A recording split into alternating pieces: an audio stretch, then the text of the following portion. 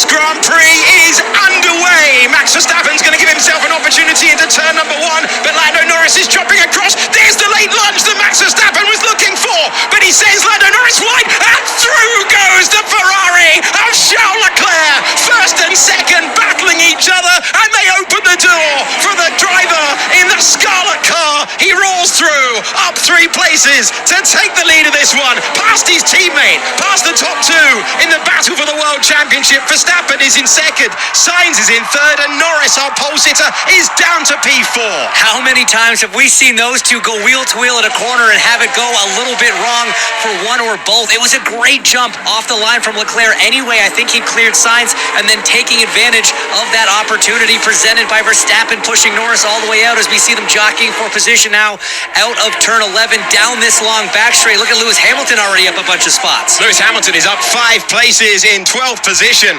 Carlos Sainz, does he go super brave? The answer is yes, and now it's Verstappen off the road. He's been barged out of the way. Sainz feathers back the throttle because he knows he can't overtake him, having caused that action, but now at his favourite opportunity of all of them around the circuit, he's tried to go by to turn 15, all the while knowing that he can't do it too quickly because Verstappen would be complaining. All action start to this one in Austin.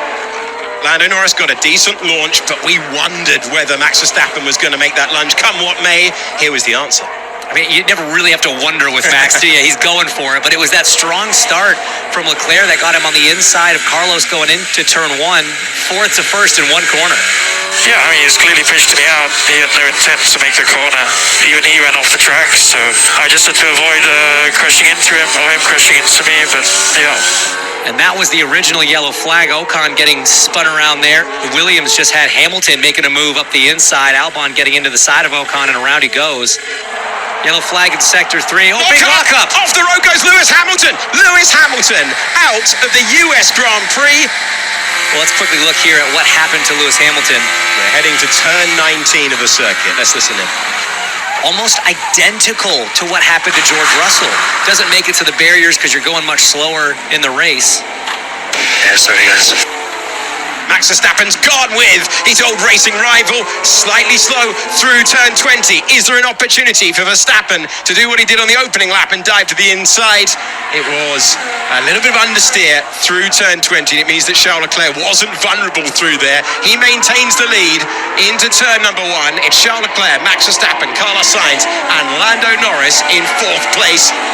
This is on board with Liam Lawson, the driver who currently occupies 12th position. Not being bullied by Fernando Alonso in the slightest. My word, what commitment that is from Liam Lawson. Oh, spin there. Around goes Zhou Guanyu, and he was in a great position, running higher than he has done for a long time in Formula 1, but he finds himself spinning at the first turn. Liam Lawson, Fernando Alonso back at it again, down into turn 12. And the two that were arguing yesterday, continuing the conversation, this time on the racetrack, and Lawson powers ahead, not intimidated by a 2-time world champion, and he's up to 11th place. 5-second penalty has been awarded to George Russell for forcing another driver, Valtteri Bottas to be exact, off the road. So, George, we got a 5-second penalty for forcing Valtteri off the track. What? Into the pits comes the Ferrari driver to say goodbye to the medium tyres. Ferrari deliver a sub 3-second stop. Big defensive move. And looking for the inside, finding the inside, Franco Colapinto on the hard tyre, waiting for the last possible moment to lunge to the inside of Fernando Alonso. Alonso on the medium, Colapinto climbing to the points. That's another highlight moment for the driver who is just in his 4th start in Formula 1 when it comes to Grand Prix racing. The World Championship leader is into the pits for a high-pressure pit stop. Carlos Sainz is rounding the 20th and final corner of the racetrack. It's under 3 seconds, but it is surely going to be track position for the Scarlet Ferrari that goes past the start-finish line. And by going to the rubber earlier for this moment of the race, it's advantage Carlos. Here's Liam Lawson, who's finding himself now in 10th position because he's got past Pierre Gasly. And the man who has 6 Grand Prix to shine in Formula 1 improves to the points on those fresh medium tyres. How brave can he be in the braking zone at turn 12? This is the best opportunity he's had since lap number 1 to take the place. He puts the car on the outside line, tries to duck back through. It's not done yet. Verstappen knew it, held on to the inside line, and now off the racing line that he wants to be. There's an opportunity. The two contenders again, separated by hardly anything. Traction race could favour the McLaren. Still, it's side by side or very close to it, but still, it's Verstappen ahead with 5 laps to go. Max Verstappen on the defensive, Lando Norris on the attack, Lando Norris going through on the brakes, or can Verstappen hang on to it? He keeps his foot in, they both go off the road. Norris moves ahead for the first time since lap number 1, but he did so with all 4 wheels off the road. That one surely will not count. He will surely have to give the place back. Is the argument that Max forced him off the road, though? So we took me outside the track. Very matter of fact from Verstappen. I'm sure Lando's going to say, hey, he forced me off the track. We've seen both of those called already. It'll be interesting to see which way the FIA looks at this and the stewards want to address it. I can't imagine McLaren will let the risk of a penalty hang over Lando Norris's head. I think goes ahead of the defense. Let me know if you think otherwise. They're still defending. McLaren are going to risk the penalty. They're still attacking each other. McLaren are risking a 5-second penalty. They've elected to keep track position. Did Lando Norris get ahead on the braking zone? Was he forced off the road? We go on board with Lando Norris. Had an opportunity, thought about the inside line. There was a Red Bull in the way, laid on the brakes. He knew Verstappen was going to go as deep as possible, and leaving the track and getting an advantage is under investigation for that moment. Lando Norris has a penalty for leaving the track and gaining an advantage. He is 3.3 seconds ahead of Verstappen. It will not be enough. It was all about Max with the sprint. Lando took the pole. Lando's got a penalty. Carlos was the lead Ferrari on the grid. But Sunday is all about Charles. Another masterclass from Ferrari's favourite son. Charles Leclerc wins the US Grand Prix. And that's my boy. Another win. Let's go.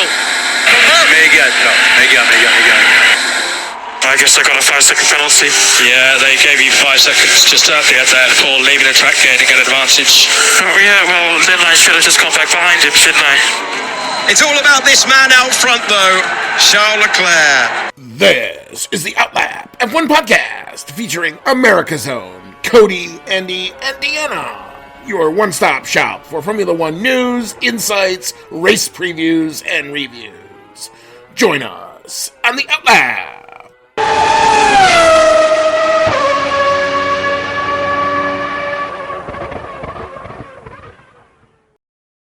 Welcome in, everybody. This is Season 6, Episode number 39 of the Outlap F1 podcast. It's our 2024 United States GP race review show. You've got Andy, and I am freshly back from Circuit of the Americas. My Austin experience is now in the rearview mirror, as they say. And I'm along with, once again, with Cody, who I think he took it in pretty well from home. You had more viewpoints than I did, I'll tell you that.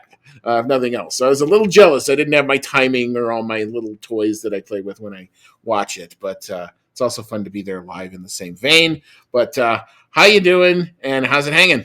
Oh, yeah, you're jealous of me getting to watch it on TV. Wow. No, I'm glad that you had a great time down there and that everything went well. You made it back safe. All good stuff. It was a really good race, and it was a good one to watch on TV, too. There's lots of stuff going on the track all the time, and a lot of it, as you know, we'll get into, happened at the part of the track that you can't see from your seats. A little too bad, but yeah, it was a great one, and I was actually did like a little bit of a wedding engagement photo shoot with my fiance that while the race was going on, or we were getting ready for it while the race was on. So I'm sitting here getting dressed, and my fiance's doing her makeup with her mom and stuff like that. And I'm just like, come on, race end. I have to leave in like 5 minutes. But yeah, all worked out great. So you were that guy. You were the guy like holding his phone, going, just excuse me while I look over here. Yeah, I hate to say it, but yes, that was absolutely me. Well, in that vein, I'm proud of you because that takes some skill. I've done that. I have fond memories of first time the hockey team here ever made the Stanley Cup final in my lifetime. I was at a wedding and I was trying to figure out how I could keep in touch with this game while, the couple are doing, their first dance and everything. So I just kind of had my phone under the seat and I would be watching and I'd pay attention. Then I would just stare down like this and look back, throughout it. I didn't have video on. It was just before the real good days of streaming video, but I had like the ESPN Gamecast going on during the time, and I knew who won. And ironically enough, once the game ended, they made a big announcement at the wedding, and I'm like, oh, well, all right, I guess that defeated the purpose. But at least I knew it told me, one, I wasn't the only one doing it, and two, I think I was forgiven because I think it was all good from the bride and the groom there. They all understood. So we all understand, but that's what you do when you're passionate about things. But anyway, yeah, it's nice to be back. I'm a little redder, a little sun-kissed, but it was a very fun CODA experience. I got to meet a couple people who I know listen to the show, which was actually pretty cool. So it was nice to reconnect with the F1 community there a bit. But lots of people around Austin all weekend. So, they tell you sometimes your social battery needs a recharge. I was social battery tapped out Sunday night. I will be completely honest with you. There was lots and lots of fellow F1 fans, but everybody was, for the most part, except at the very, very end, apparently, which is something we will have to talk about, I thought was very well behaved. But apparently 200 people didn't get the memo. So we will talk about all of that in due course. But anyway, if you found our show, welcome along. You can find us as always, Twitter, Instagram, Discord, Reddit, and of course, YouTube. At Outlap F1 Podcast is the handle for all of that. If you enjoy what you are seeing and you like what you're hearing, and you happen to be watching on YouTube, if you want to smash the subscribe button, as the kids will do, or if you want to leave us a like, that would be most amazing of you if you'd like to do that. And if you're on your favorite podcasting app, a 5-star review also helps us out quite a bit. What does that all do? It basically all just helps us come up a little bit better in search results. If you're searching F1, we'll help to come up a little bit easier. You can find our content a bit quicker. That's why everybody asks you to do it. So that's basically the reason there. Email the show. You can always do that. Chat now at outlapf1.com. Outlap F1 Nation, who I got a chance to meet and text with a few of them over the course of this weekend. Thank you so much to Dean Warwick, Yuri Dolchester, Paul Weaver, Quentin Warden, Kevin Kelly, who was a lot of fun all over the course of the weekend. And he got into places this weekend. Shout out to Kevin. The Turn 1 ESPN tent was invaded by him, and he had himself a really, really fun time, it looked like. Regan Stanzik, Timothy Brown, and of course, Jonathan Scott. If you'd like to become a member of that hashtag Outlap F1 Nation, you can see our anchor page, $1, $5. All goes into a couple of things. One, either investing in some new equipment so that we can continue to do remote broadcasts like the ones we were doing, or two, upgrading equipment we already have. As you know, if you're standing still, you're moving backwards sometimes with technology. So we want to stay current and relevant, and your support helps us to do that. Last thing before we hop into our weekend proper, the good folks at Manscaped continue to use our code OUTLAP, that's OUTLAP, which you can use at checkout and get 20% off and free shipping from their lovely array of products that they offer. All right, Cody, I'll let you start with our headline of the day. Kick us off. What you got? All right, my headline is Verstappen and Norris clash again. Oh, and Charles won. It was kind of interesting on the broadcast, all the excitement that came from turn 1, lap 1, where Charles Leclerc took the lead, and then he pretty much disappeared from the broadcast right up until the end. He just kept pulling further and further out front. I think it was pretty clear to anyone watching that he was going to run away with this one. But yeah, definitely the most exciting part of the Grand Prix itself, in my opinion, was the battle again between Max Verstappen and Lando Norris on track, which really kind of went the same way, I feel, that it did in Austria when they clashed really for the first time. A little less fireworks this time, at least in terms of the state of their cars, but there was a little bit of fireworks in terms of penalties at the end, which we'll get to. Yeah, that is obviously the big talking point. If you saw this race, is I forget what lap it was. I want to say it's lap 50-ish, around there. I think there was about 4 or 5 laps to go in the turn 12. The end of the long straight going into turn 12, we will definitely talk about the attempt at overtake, some of the other attempted overtakes, some things that I saw, some things that Stewart saw. We're going to get into all that in just a little bit. But my headline of the day is Ferrari balanced. And a well-balanced car on a difficult track to tame made it look easy for Leclerc and Ferrari as a whole. I thought their overall package throughout the course of the entirety of the weekend. Some other cars had some ups and some downs, and some started down and got better, and other ones started really high and came back a little bit. But I thought Ferrari across the whole spectrum of the weekend were clearly the best handling car, perfect for those conditions. And so they took it to the field this weekend. Made it look easy for Leclerc and Ferrari as Max and Lando dueled in the Texas Dust Bowl a little bit, because it is quite dry as they dueled for P3. And like I said, we will get into all of that. But because this was a sprint weekend, we have a lot of sessions to get through. So we will rewind all the way back to the first Friday, forever and a day ago, with the sprint qualifying.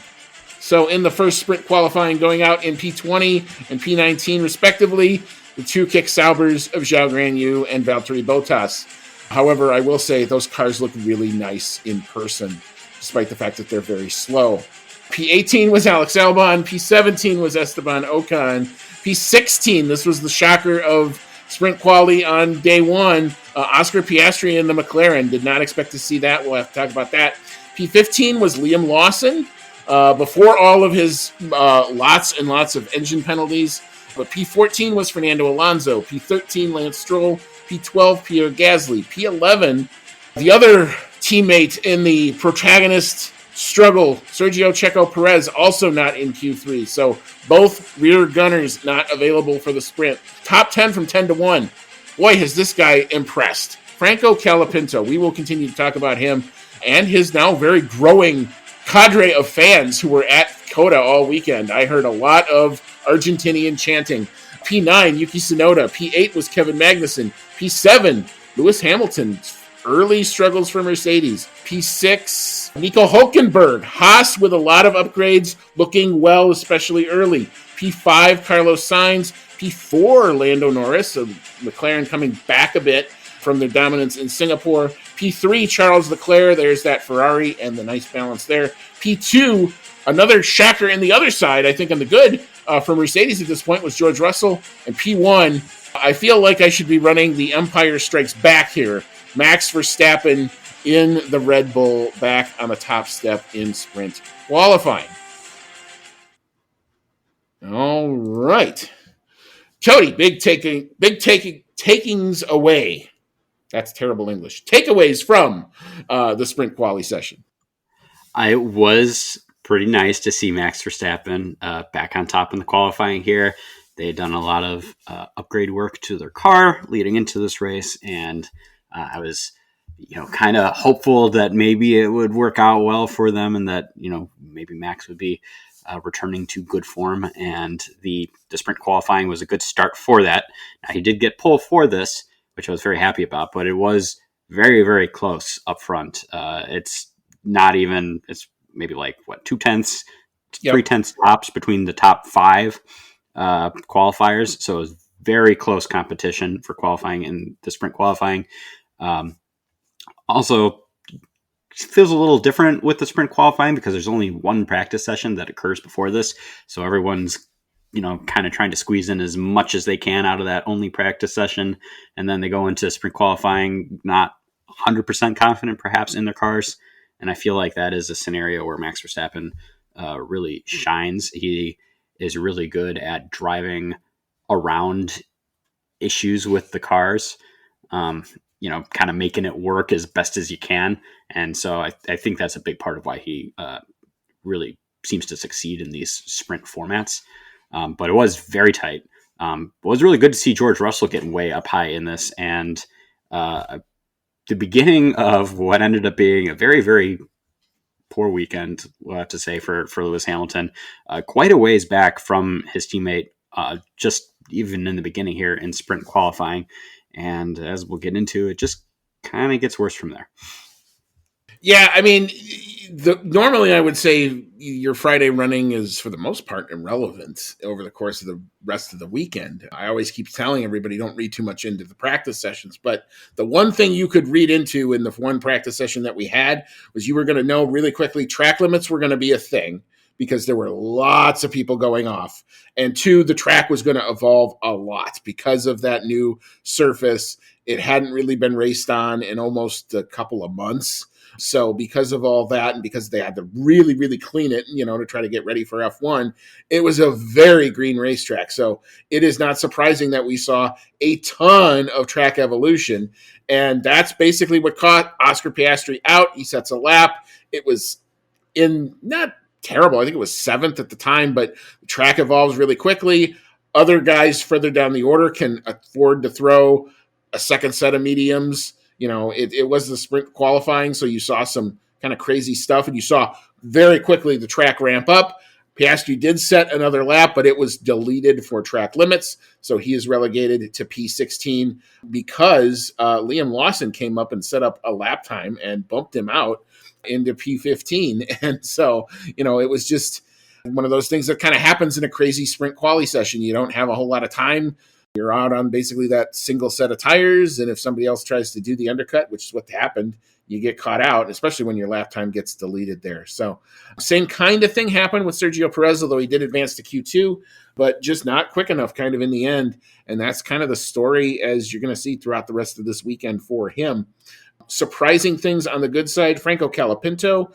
This is just the start of talking about good things for him. Yuki Tsunoda at this point was having himself a very good Friday. And both Haas's in the top 10, Kevin Magnussen and Nico Hülkenberg. At this point, only Hülkenberg had the update package. They had not yet given it to K-Mag. We'll talk about kind of what the Haas strategy was kind of around there. But both Haas's looking good early as well. Yeah, sixth place for Hülkenberg. Nothing to slouch at. He's doing better than pretty much. I feel like if anybody who's not part of the top 4 teams breaks into that top 8 for qualifying, they're doing great. Yeah. All right. So moving into Saturday, and we kicked it off with the sprint itself, which saw. All right, going out in P20, P19 was again the 2 Kick Saubers, Zhao Guanyu P19, Valtteri Bottas P20. P18, Fernando Alonso. P17, Alex Albon. P16, not the greatest of sprints. That was Liam Lawson in the RB. P15 was Esteban Ocon. P14 was Pierre Gasly. P13 was Lance Stroll. P12, little bit of a slip here, but his weekend would rally. Franco Colapinto. Same with Yuki Tsunoda, unable to convert into points there. P10, the rallying Oscar Piastri, up from 16th, but only up to P10. And P9, Sergio Perez, also no points for him. So your points finishers in the sprint: P8, Nico Hülkenberg. P7, Kevin Magnussen. P6, Lewis Hamilton. P5, George Russell.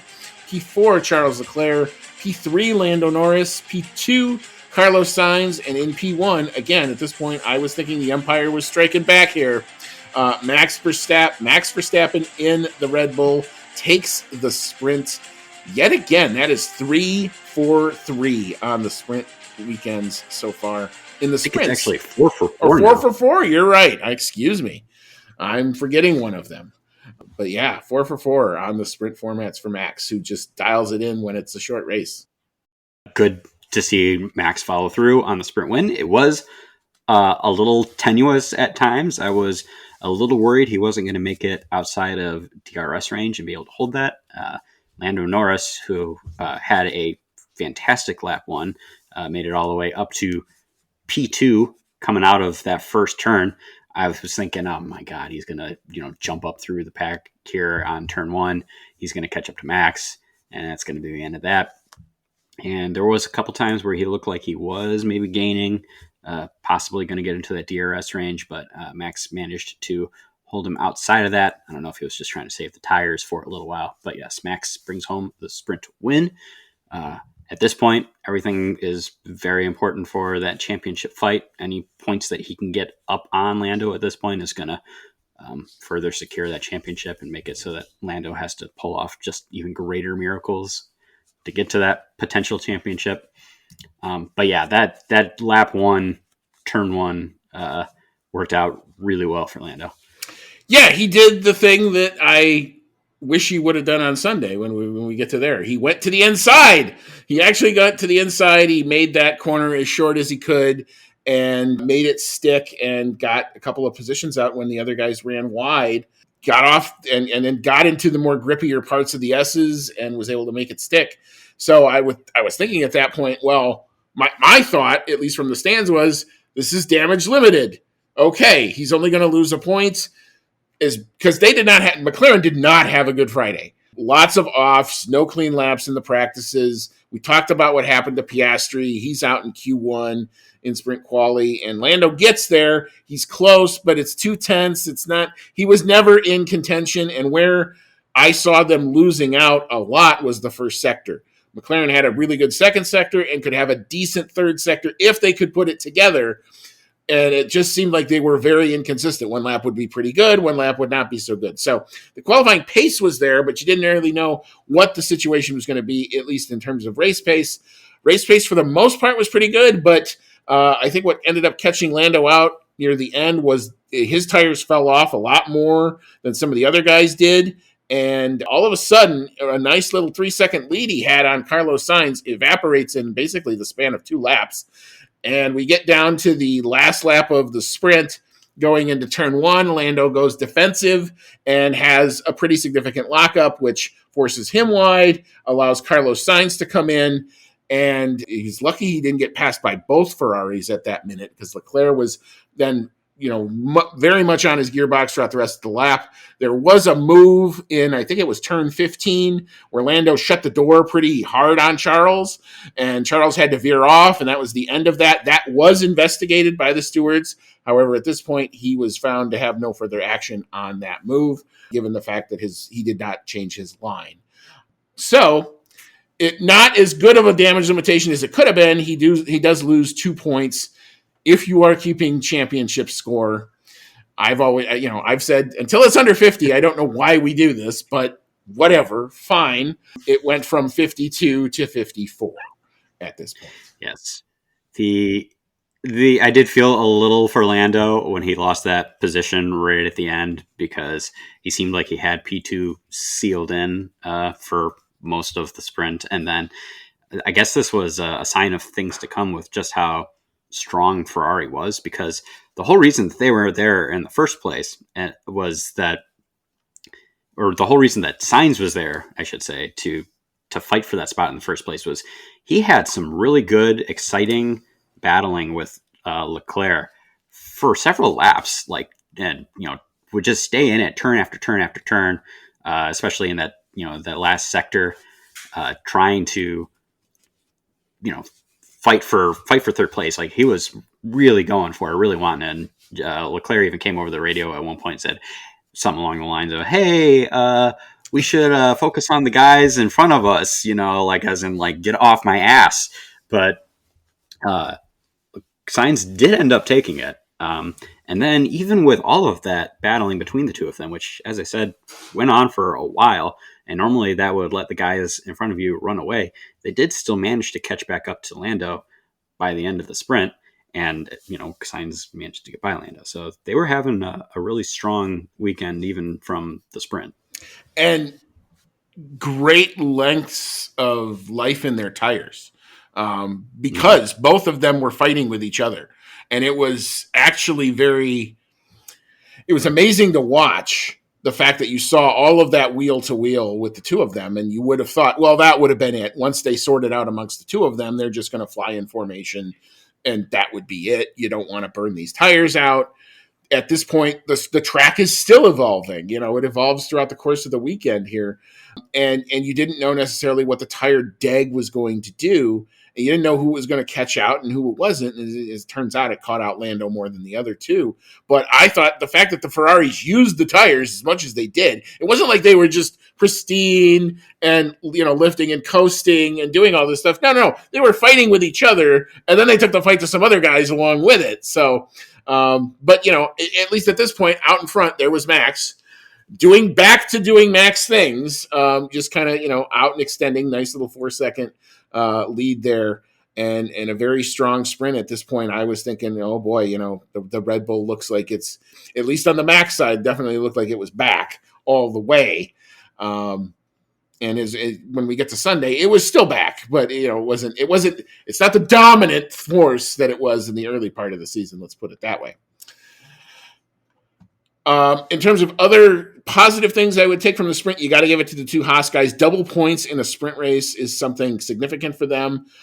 They are firmly entrenched now in a P6 battle with the VCARB team, and all these points really, really mattered. Unfortunately, the negative story, I think, from the sprint is you got to look at George Russell and Lewis Hamilton, who George Russell's from starting P2 looked like he had a mega qualifying lap and then came back. He was passed early by Lando, and then the Ferraris got around him, and he just did not look like he had the relative pace. And apparently Lewis Hamilton had a bearing or something break in his car, and his whole sprint was severely compromised, and this was just the start of a very painful Saturday, as we'll find out for the Mercedes boys moving forward. Any other thoughts on the sprint before moving on to the regular quali? Just following up on what you said, Hamilton was complaining about something not sounding right in his car, I believe on the formation lap for the sprint. So he knew right away, like, that's nothing quite, it doesn't seem quite right. And the team was like, yeah, I don't think we see anything wrong. Just kind of go for it. And then on George's side, yeah, he had a great qualifying, but it did not translate into the sprint. I think just maybe trying to defend for his position.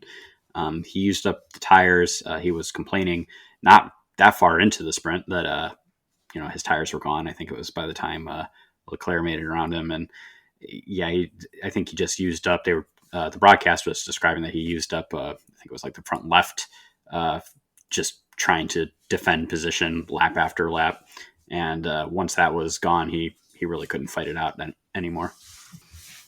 Yeah, and it wasn't bad enough to get into the clutches of the Haas's or anything like that. But, again, the tale of both the rear gunners, Piastri making some gains up to P10, Sergio Perez making some gains up to P9, but again, no points for either of them. So at least in the constructors, this was basically, at least amongst the top two at this point, only a 1 point change in the overall constructors battle as well.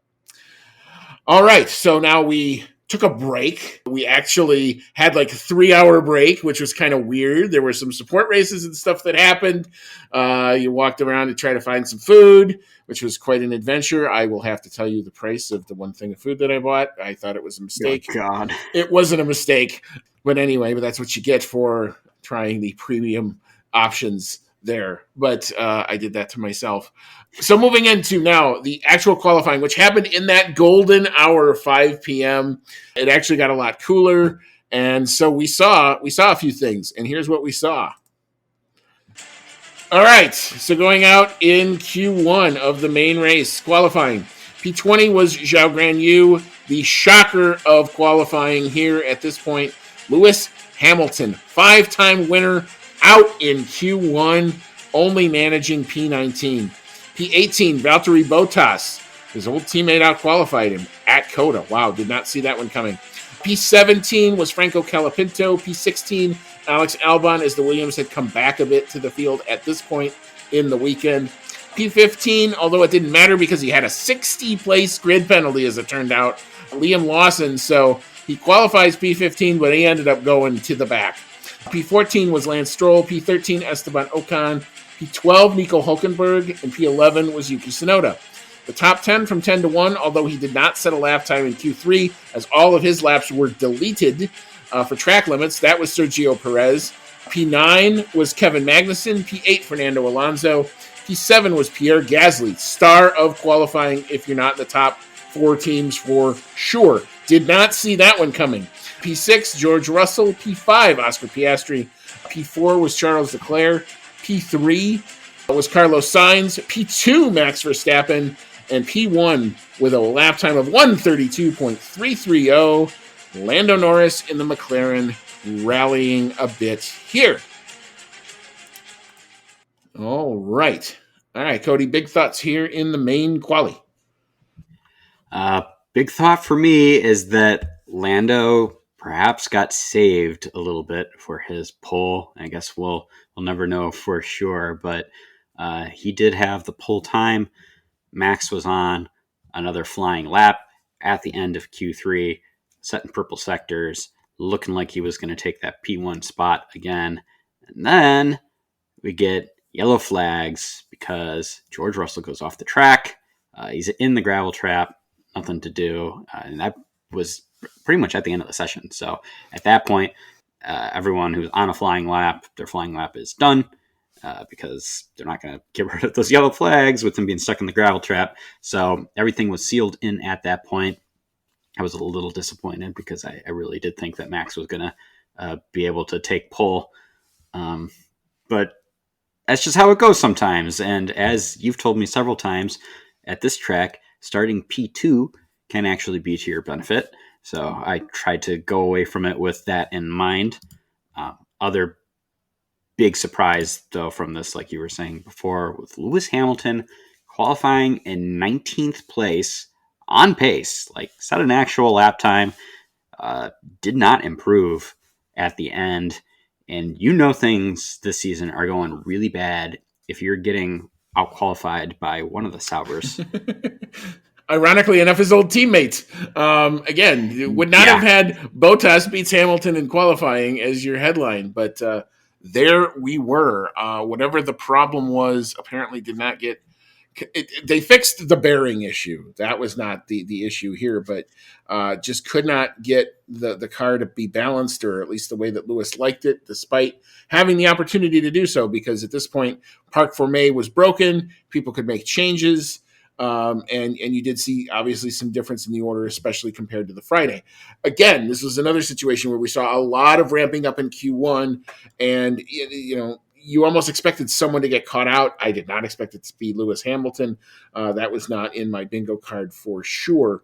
Other interesting stuff. Pierre Gasly in the Alpine, I thought, not only just to make Q3, but also then to get 7th in that Q3 in a car that has been dog at the back for a lot of this season, and for an Alpine team that has not had a lot of good things to talk about this season, I thought was an amazing bit and on pace, and that was completely legitimate. It was not helped by anything. When we get to the battle at the front, it was interesting that, one of the things that Lando does is he always wants to make sure he gets to Q3 with 2 sets of fresh soft tires. And he didn't set a second time in Q2 because it was good enough. And you're always taking a risk with a track that's evolving like this one would. And you never know if that's going to pay off. But he manages to get there. So he had that new set of tires. And it was the only time all weekend that he figured out the first sector.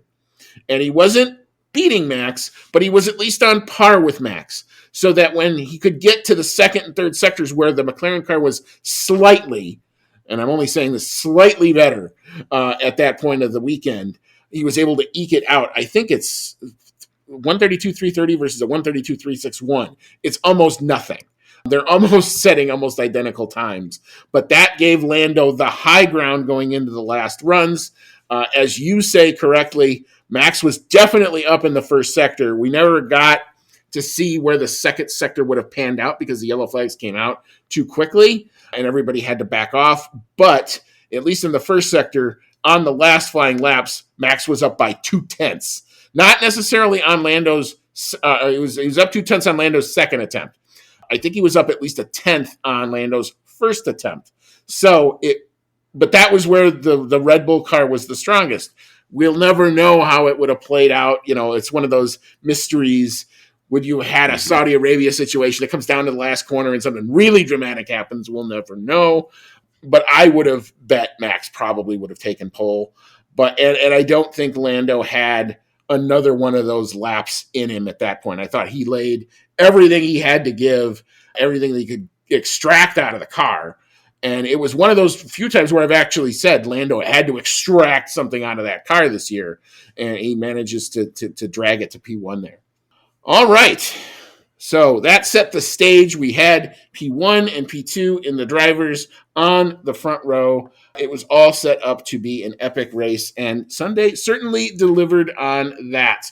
We shall start, as we are apt to do, with the back markers.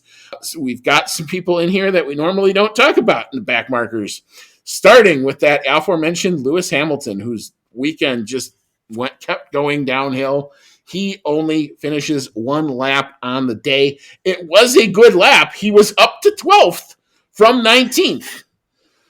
Or from 17th, because there were a couple of guys who took engine penalties and changed the components. So he started 17th. He was up to 12th on the first lap, but it was not to be. It was almost a carbon copy of the crash that Russell had in qualifying. Happens to Lewis in the race. Coming into turn 19, just no grip whatsoever, and the car just spun out. He didn't bin it as bad as Russell did, but he ended up in the gravel. That was the end of his day. So he gets the dreaded DNF. P19 was Zhao Guanyu, P18 Esteban Ocon, P17 Valtteri Bottas, P16 Alex Albon, P15 Lance Stroll, P14 Yuki Tsunoda, and P13 both Aston Martins out here in the back markers. Painful weekend for them as well, seeing Fernando Alonso come home P13. Cody, big thoughts here in the back markers. It was pretty much the cherry on top of a dumpster fire of a weekend for Lewis Hamilton. Like you said, he made up great ground at the very beginning. You thought, oh, maybe he's going to be able to salvage something from this, and then goes off into the gravel trap, and it is over there. So I'm sure Lewis is going to be very happy to leave this weekend in the past and hopefully move on to a better race in Mexico. Thought it was kind of funny that Esteban Ocon ended up with the fastest lap of the race. Pretty much took that away from anyone who was actually going to get a point for that. And then, well, they're getting rid of that, so why don't we have that happen one more time? Now, this one was not nearly as controversial or will not be talked about as much, but it's the same thing. So it's, as I'm going to say later, it's a stupid rule. I'm glad they got rid of it. Yeah, this just goes to show, too, Ocon had the means to go for the fastest lap, was able to get it, not able to get the point for it because he's at the back. So it seems kind of goofy that he would be able to get the point for that anyway. And I understand why, they don't give you the point if you don't finish in the top 10, because if they did, that would pretty much mean that you're valuing fastest lap as much as P10, which just doesn't seem right.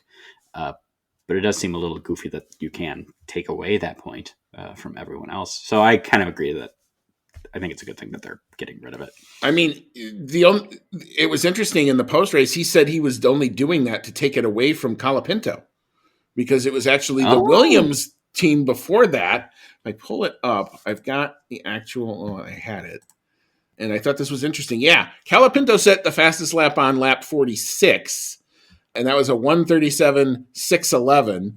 And then Ocon sets it on the last lap of the race on lap 53, and with a 1:37.330.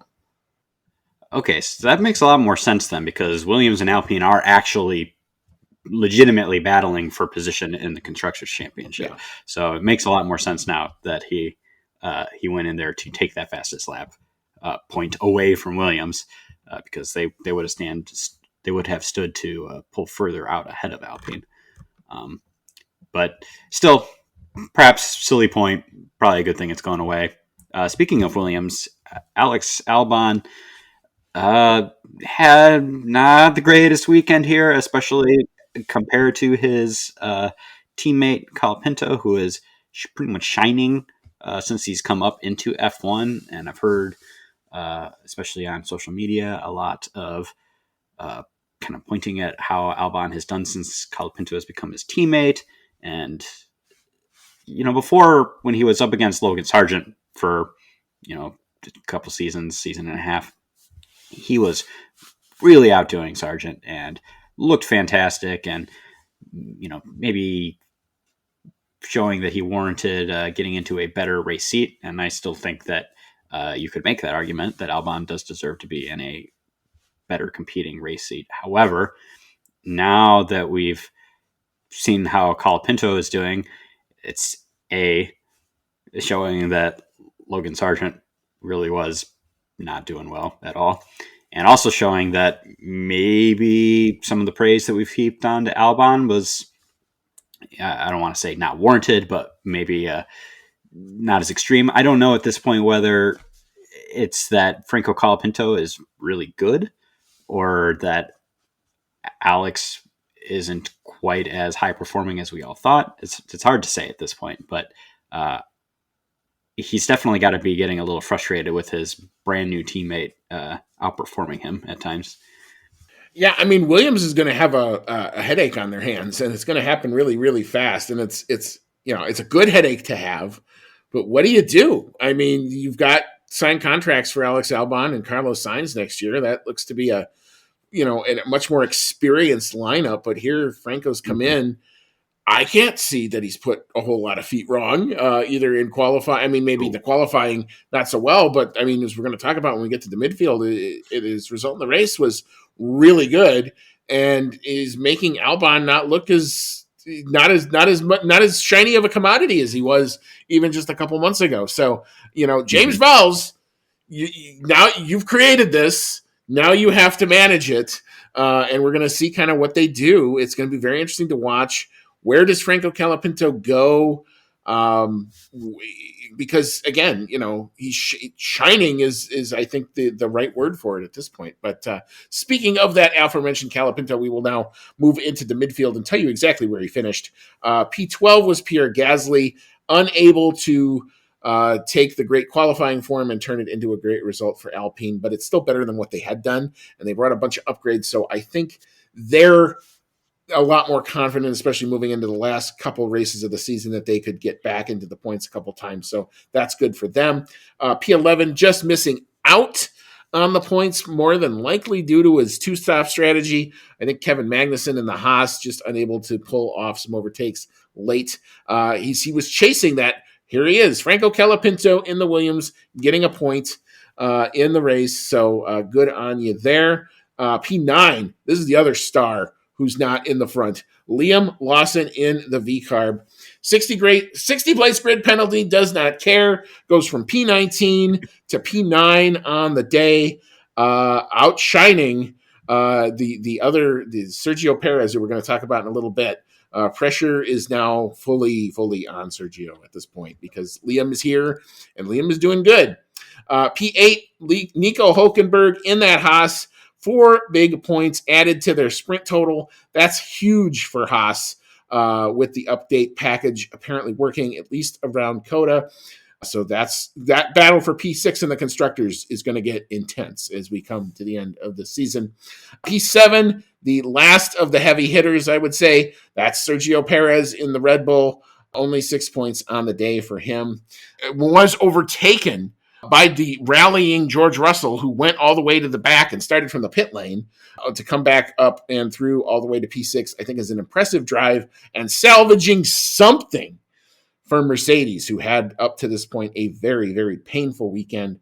P5 was Oscar Piastri, who probably, except till the end, had probably a very lonely race. There was really nobody around him to battle. He was just kind of there. He had a partially upgraded McLaren, but all the big upgrades went to his teammate. So hopefully in Mexico, all the rest of the upgrades can come through, and we will see how he can step up moving forward for the end, the last few races of this season. And I'm going to stop here because I think it makes sense to talk about the top 4, given how these went.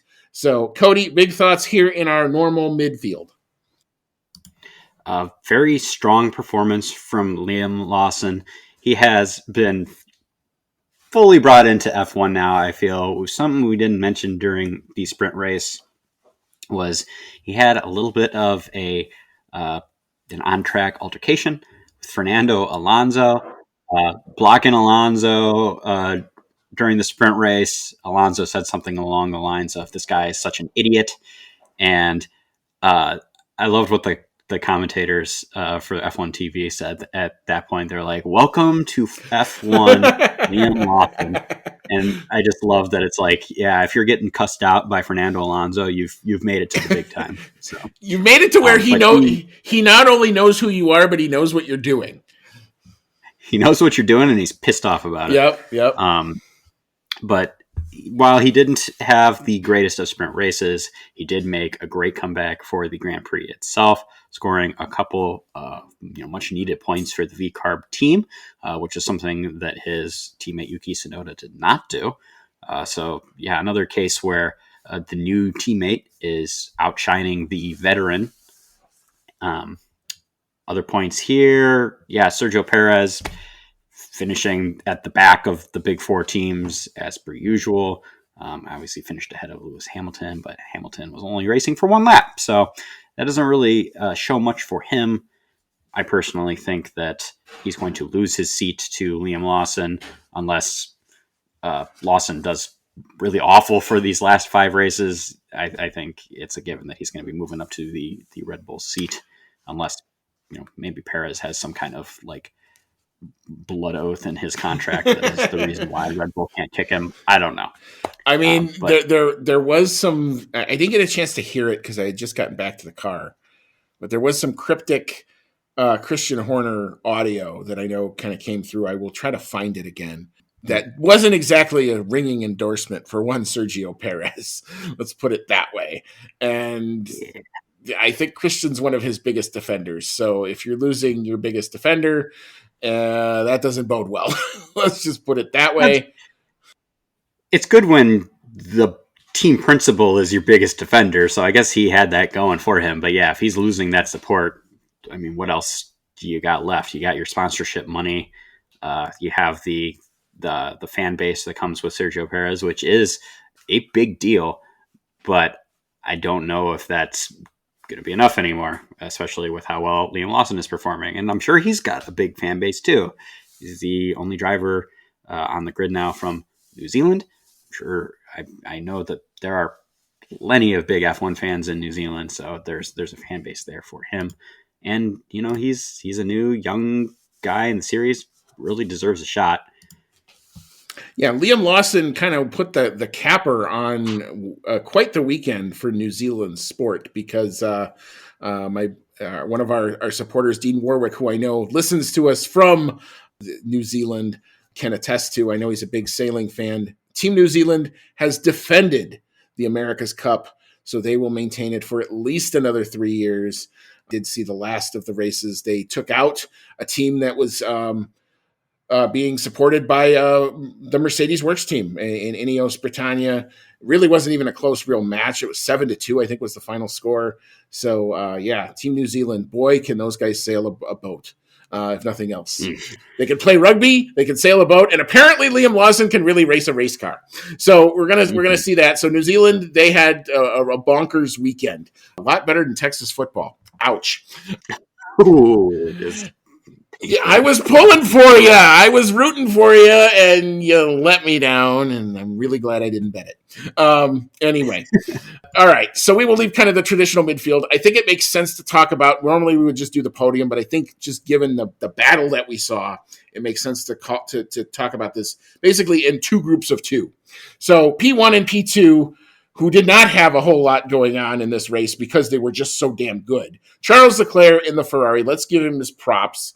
And Carlos Sainz in the other Ferrari, let's give them both the proper respect they are due. That is a 1-2. That was a pretty dominant 1-2, especially what we've seen given where these other 2 teams in both Red Bull and McLaren have been. So great job for both of them. P3 turns out to be Max Verstappen, and P4 losing it from pole and finishing only in P4, but not without some controversy, is Lando Norris in the other McLaren. All right, Cody, big thoughts on the Ferraris before we get into the Max Lando tussle. That is probably a good place to start. So first off, Charles Leclerc making it into the lead again, just like in the sprint race, we had a lot of action at turn 1, lap 1. Max Verstappen makes a big dive to the inside to try to cut off Lando Norris, and take the lead. And in doing so, he leaves the door wide open for Charles Leclerc to pull through into the lead. And that was pretty much the end of it. We saw that the Ferraris were very strong during the sprint. They continued to be very strong during the Grand Prix. A big thing that was a talking point for the Ferraris was they didn't really bring any they didn't really bring any upgrades to their car for this weekend. The flip side of that, though, is they also understand this car very well because they're not throwing anything new at it. So that might have contributed to their strong performance. But I digress. Charles Leclerc pretty much ran off with this one, just kept opening up the gap further and further and further. Never looked like he was out of control in this race. Had very good pit stops, very good tire management.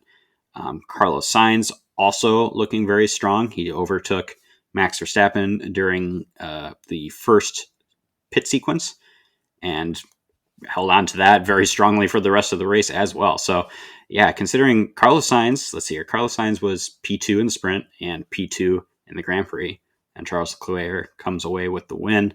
I would say that is a big win for Ferrari. Absolutely. And you mentioned it in our kind of little pre-show discussion. Didn't see much of Charles Leclerc on the TV broadcast. Well, I saw a lot of Charles Leclerc as he would go by, and I'll tell you why he wasn't on the TV broadcast, because he was by himself.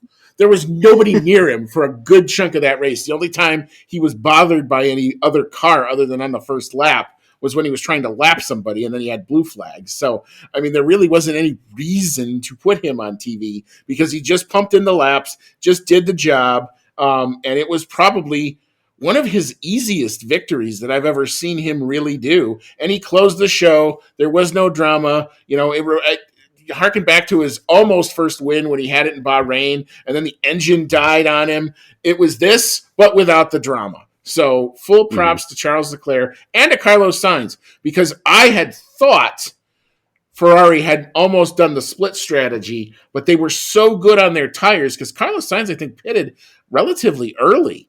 And I'm like, oh, maybe they're going to have to box him again, because as we saw, as we get into Lando and Max, both of them went longer and brought a one stop, which was not what anybody was expecting going into the race. Ended up turning out to be the winning strategy there.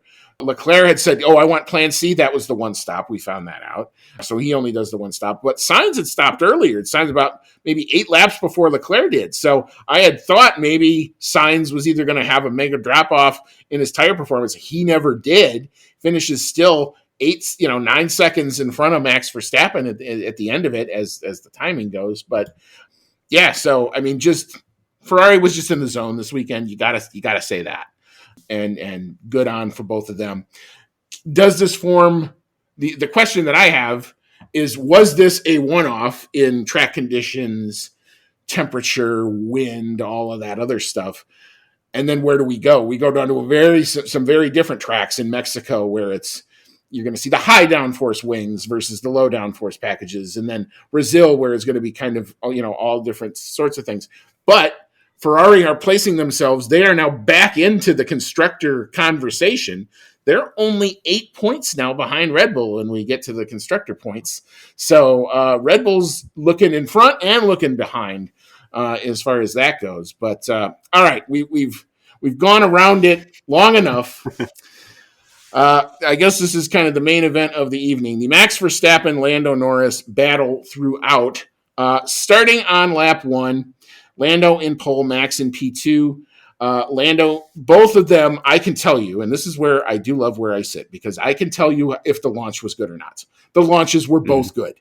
They both had really good launches. I thought Lando had a slightly better launch.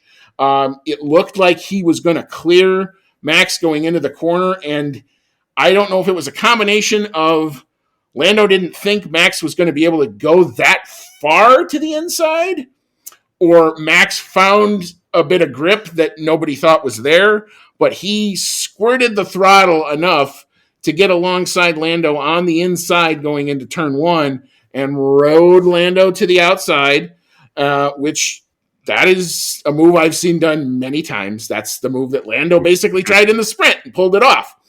And the only thing, I've watched several replays of it, and the only thing was Lando did everything he needed to do except the last part of it, which is shut the goddamn door. And I think that's what I said when I saw the replay of it. I'm like, why did he not shut the goddamn door? But again, fair props to Max on that one. There was some talk of a potential penalty there. That's not what I'm upset about in terms of stewarding. We'll talk about where I'm a little more interested in. It was an interesting moment Max ends up having. I think it was with Carlos. Was it Carlos Sainz where they went into turn 12 in the first lap and Max goes way wide and holds the position? Remember exactly what lap that was, but yes, it was Carlos Sainz. Carlos Sainz trying to make a move. It's got to be on the first lap. Verstappen, and yeah, he pushes him way wide and ends up, letting Max come back on to the track in front of him, probably anticipating that there was grounds for a penalty for pushing him off the track. I believe they both went off too. Yeah. But Max went way wide. And as hold on to the position for the time being. I mean, that was no qualms from the stewards on that one. Turn 12 turned out to be kind of a pivotal point. But as we go throughout the race, all of a sudden, it looked like Max had the pace early, and then the medium tire would start to drop off. And then McLaren found something at the end of the medium tire stint where they really hadn't been doing all that great. I mean, it was just they were just kind of there. And then all of a sudden, the medium tire fired up a bit for them. They get a little bit closer. Max pits, and both Lando and Oscar stayed out basically another 7-8 laps to create that tire delta. So Lando comes out about 6 seconds behind Max with 24, 25, almost 23 laps to go. I think it was something around there. That's when he finally did stop. And all of a sudden, you're watching it come down. Half a second here, 1/10 of a second there. He's sucking him in. We get to the point where about 10 laps to go, Lando finally starts to get into DRS, and now the battle commences. And for the next, I think, 6 laps, you watch two guys go at it, and it was you that's what you want to. You want to watch Formula One at its best? Watch that up until the very end of it. You can cut the end of it, part of it out, and watch that. And it was so much fun to watch. It was an intense watch. The one thing that I kept saying that Lando didn't do, which I was shocked that he didn't, and it's interesting when you talked about Austria, he did the same thing. He never went to the inside.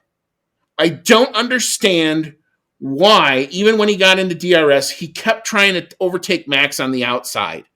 And it was almost to the point where I'm screaming at him going into turn 1. I'm going, inside this time. And he wouldn't do it.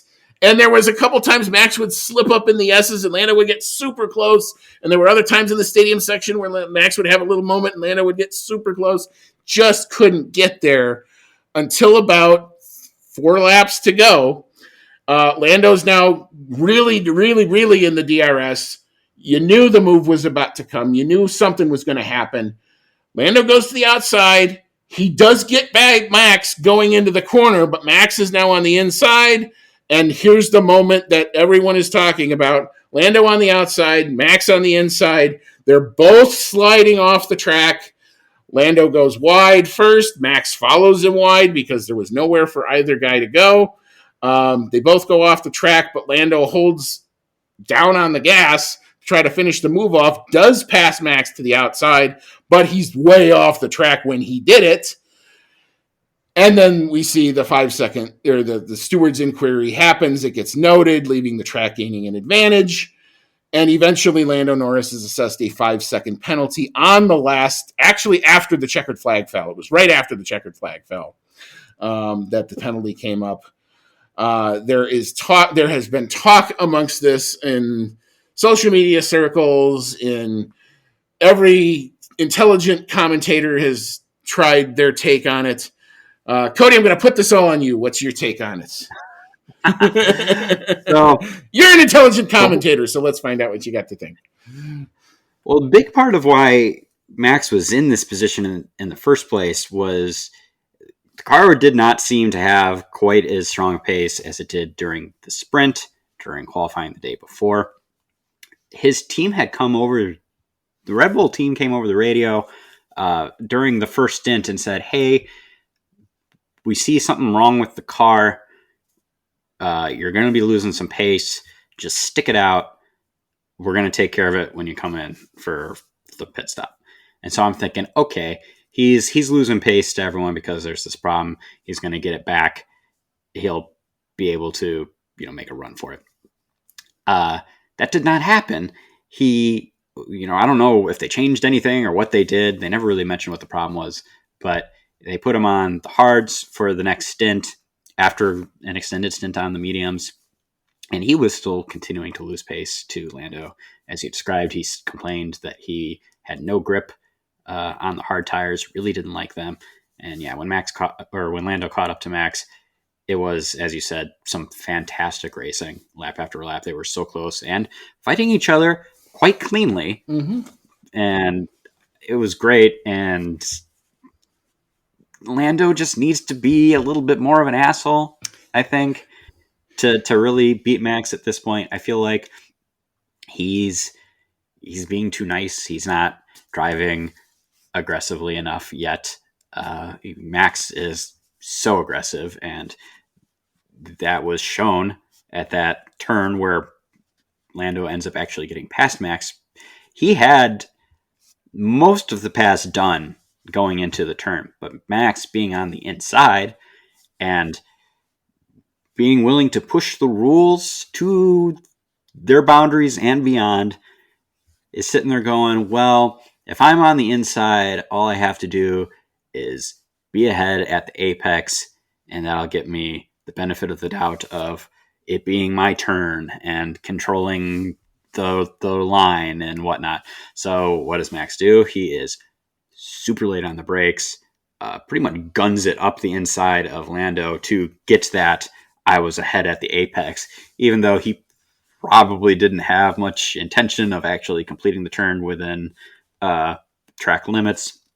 And yeah, he puts Lando way wide. They both actually, go off the track. With Max, it's very slim margins, but he, from what I could tell, was all four wheels outside of track limits. But he pushes Lando wide, and Lando decides, I'm going to come out in front of you. And overtaking off the track is a pretty clear no. You definitely can make the argument that Max pushed him off. But this is where you get into the gray area of the bullshittery of the rules. Yep. Is, the whole, and I don't even really fully understand how these rules work, but there's different conditions as to what's okay and what's not okay, depending on whether you're on the inside or the outside, if you're the overtaking car. And so far as I understand, if you are on the inside, you just have to be pretty much like up alongside the outside car at the apex, and that entitles you to the racing line and track space.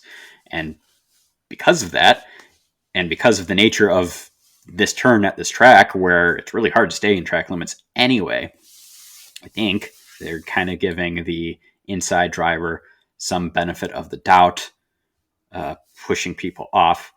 Now, that didn't really apply to George Russell. I was going to say, but then we had precedent on this. So, I mean, it's not very consistent. Oh, no. The whole race was total inconsistency. The first lap where Max goes way wide and doesn't make it, they let him keep that position. Okay, fine. But I think that's ultimately right, because I think both guys went off. Normal service resumed. That's okay. I'm not complaining that I didn't think Max should have got a penalty for that. I'm not suggesting that. But again, the George Russell thing is the same move. It's the exact same move. He's on the inside. He looks like he has the apex, but apparently he pushed, I think it was one of the Kick Saubers or something off. I think it was Hulkenberg. Or it might have been Hulkenberg or something like that. And he pushes him off, and that is awarded a 5-second penalty. So you would think that's the precedent, right?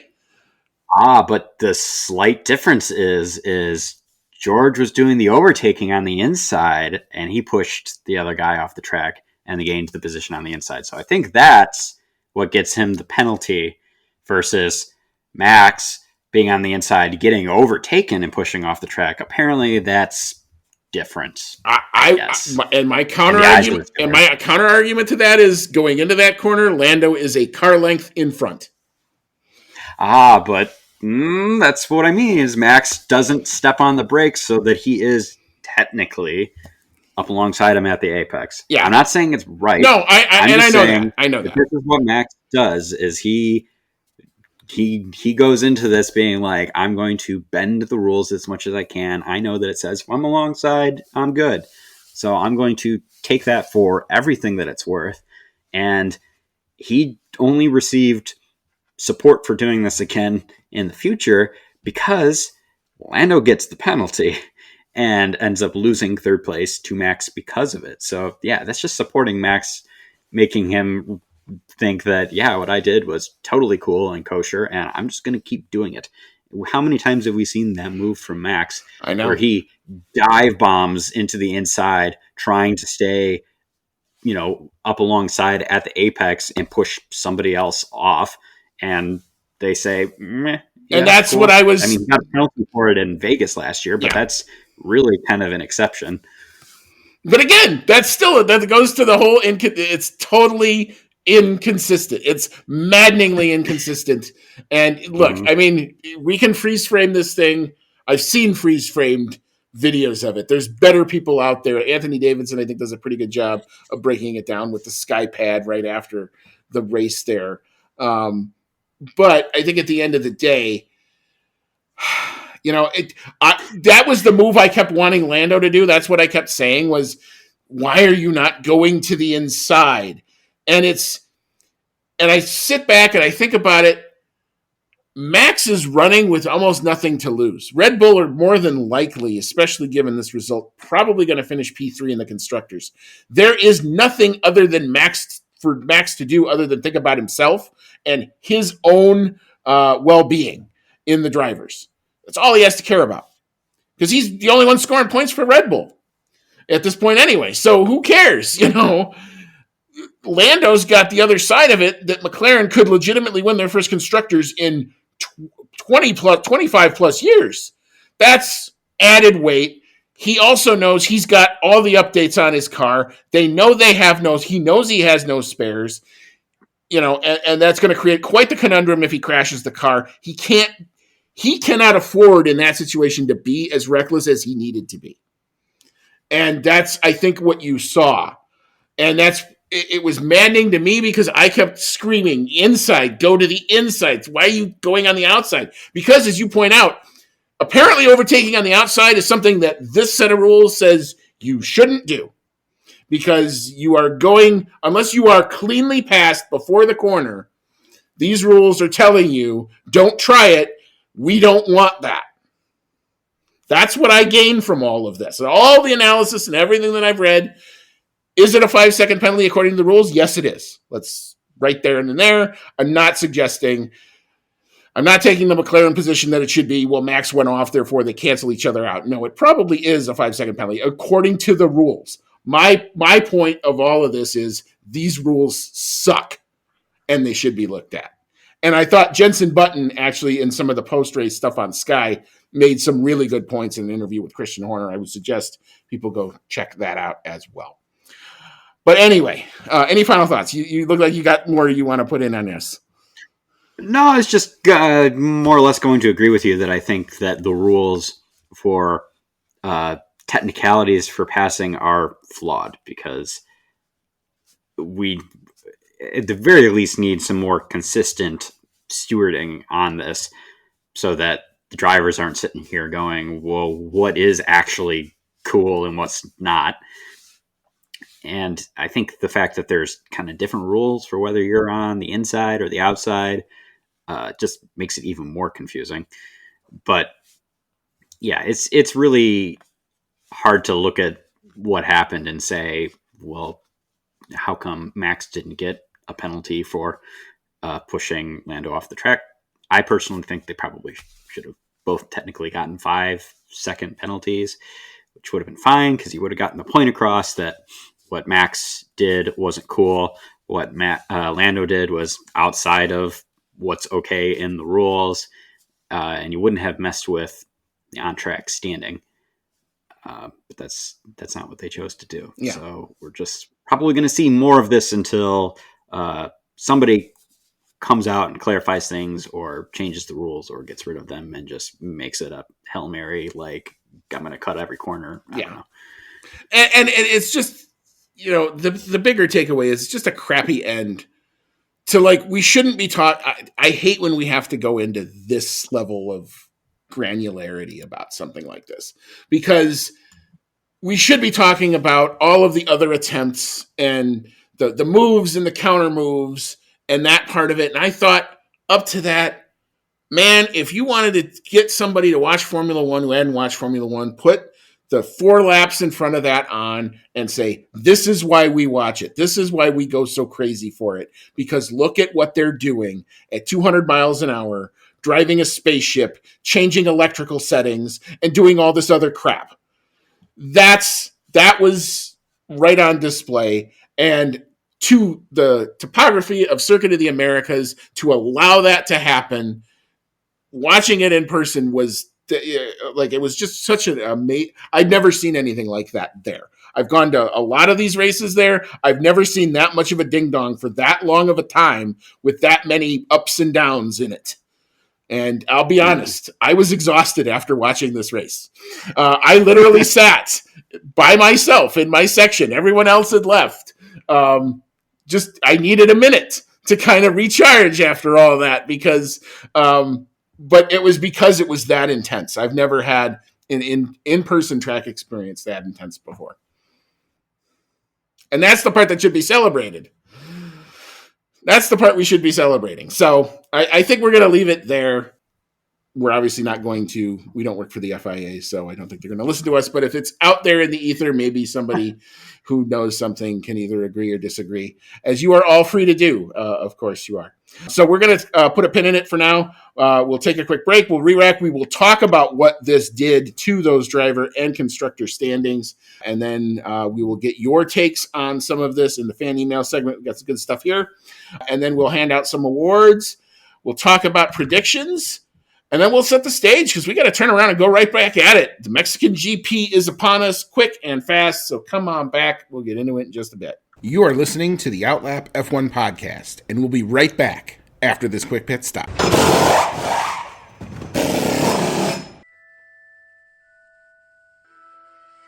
Grab your flu powder, broomstick, or apparate to your favorite audio streaming service to join the discussion on Hogwarts, a podcast, where Dan and his friends have in-depth chapter-by-chapter breakdowns of each Harry Potter novel.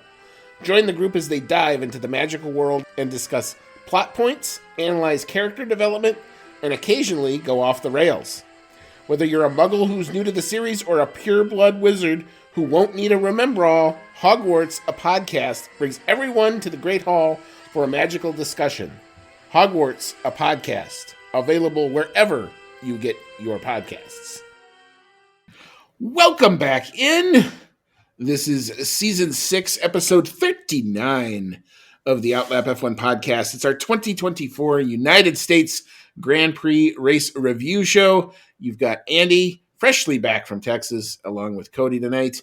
And we just wrapped up an enthralling USGP that, like I said, had me kind of sitting in my section by myself, watching the post-race stuff on the Jumbotron. There's probably a shot of it. Like, you can see the big shot from on top of the hill. You see the one dot, that was me. The big dot there in the corner is probably me just sitting there knackered after this race. Every time that they panned a shot that showed your section of the grandstands, I couldn't help but kind of look through it and be like, can I see him? I know he's there somewhere. Looking for the hat. Yeah. But I didn't wear the orange one. I wore this hat the rest because it was karma. I wore the new hat. That I bought on Friday. They had such a bad day. I'm like, nope, we're going back to the tried and true.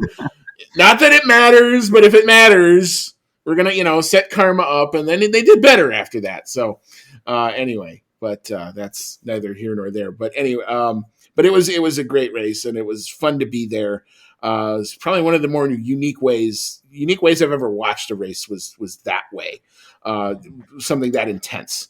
Normally, when we go, the championships are kind of done, and we're just kind of there to take it all in. This was intent watching, with purpose. So it was a lot different of an experience than I've ever had before. So I guess this is what happens when you go to the things in Europe, when all this stuff is still to play for. So we may have to go experience that. And I'm sensing show trip. Oh yeah. All right.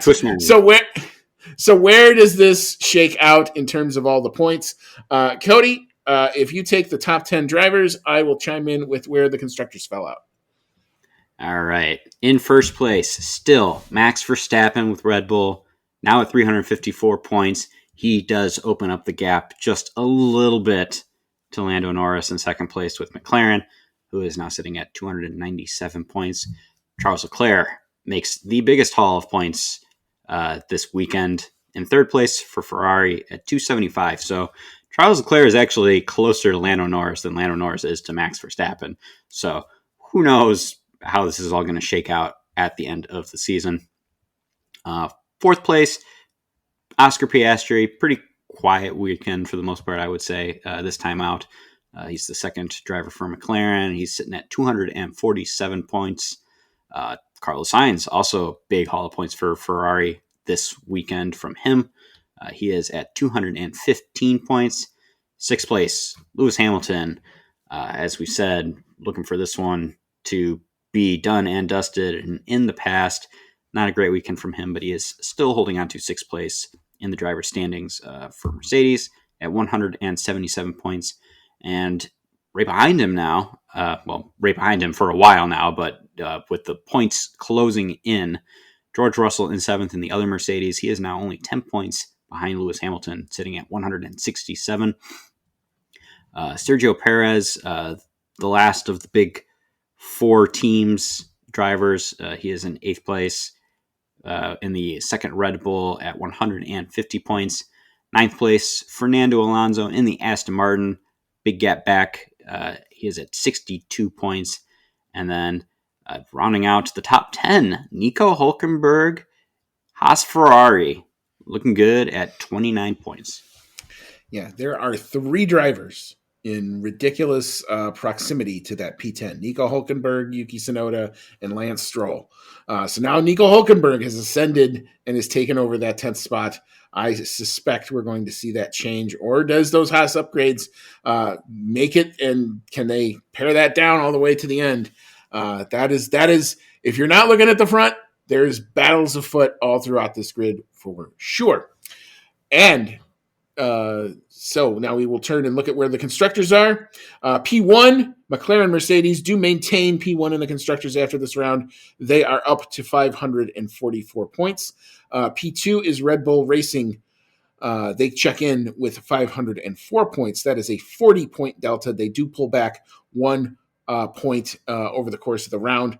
But the big winner of this round is Ferrari. They jump up to 496 points. They are only 8 points behind Red Bull for P2 and only 48 points behind McLaren for P1. So they are now definitely in the discussion in the constructors.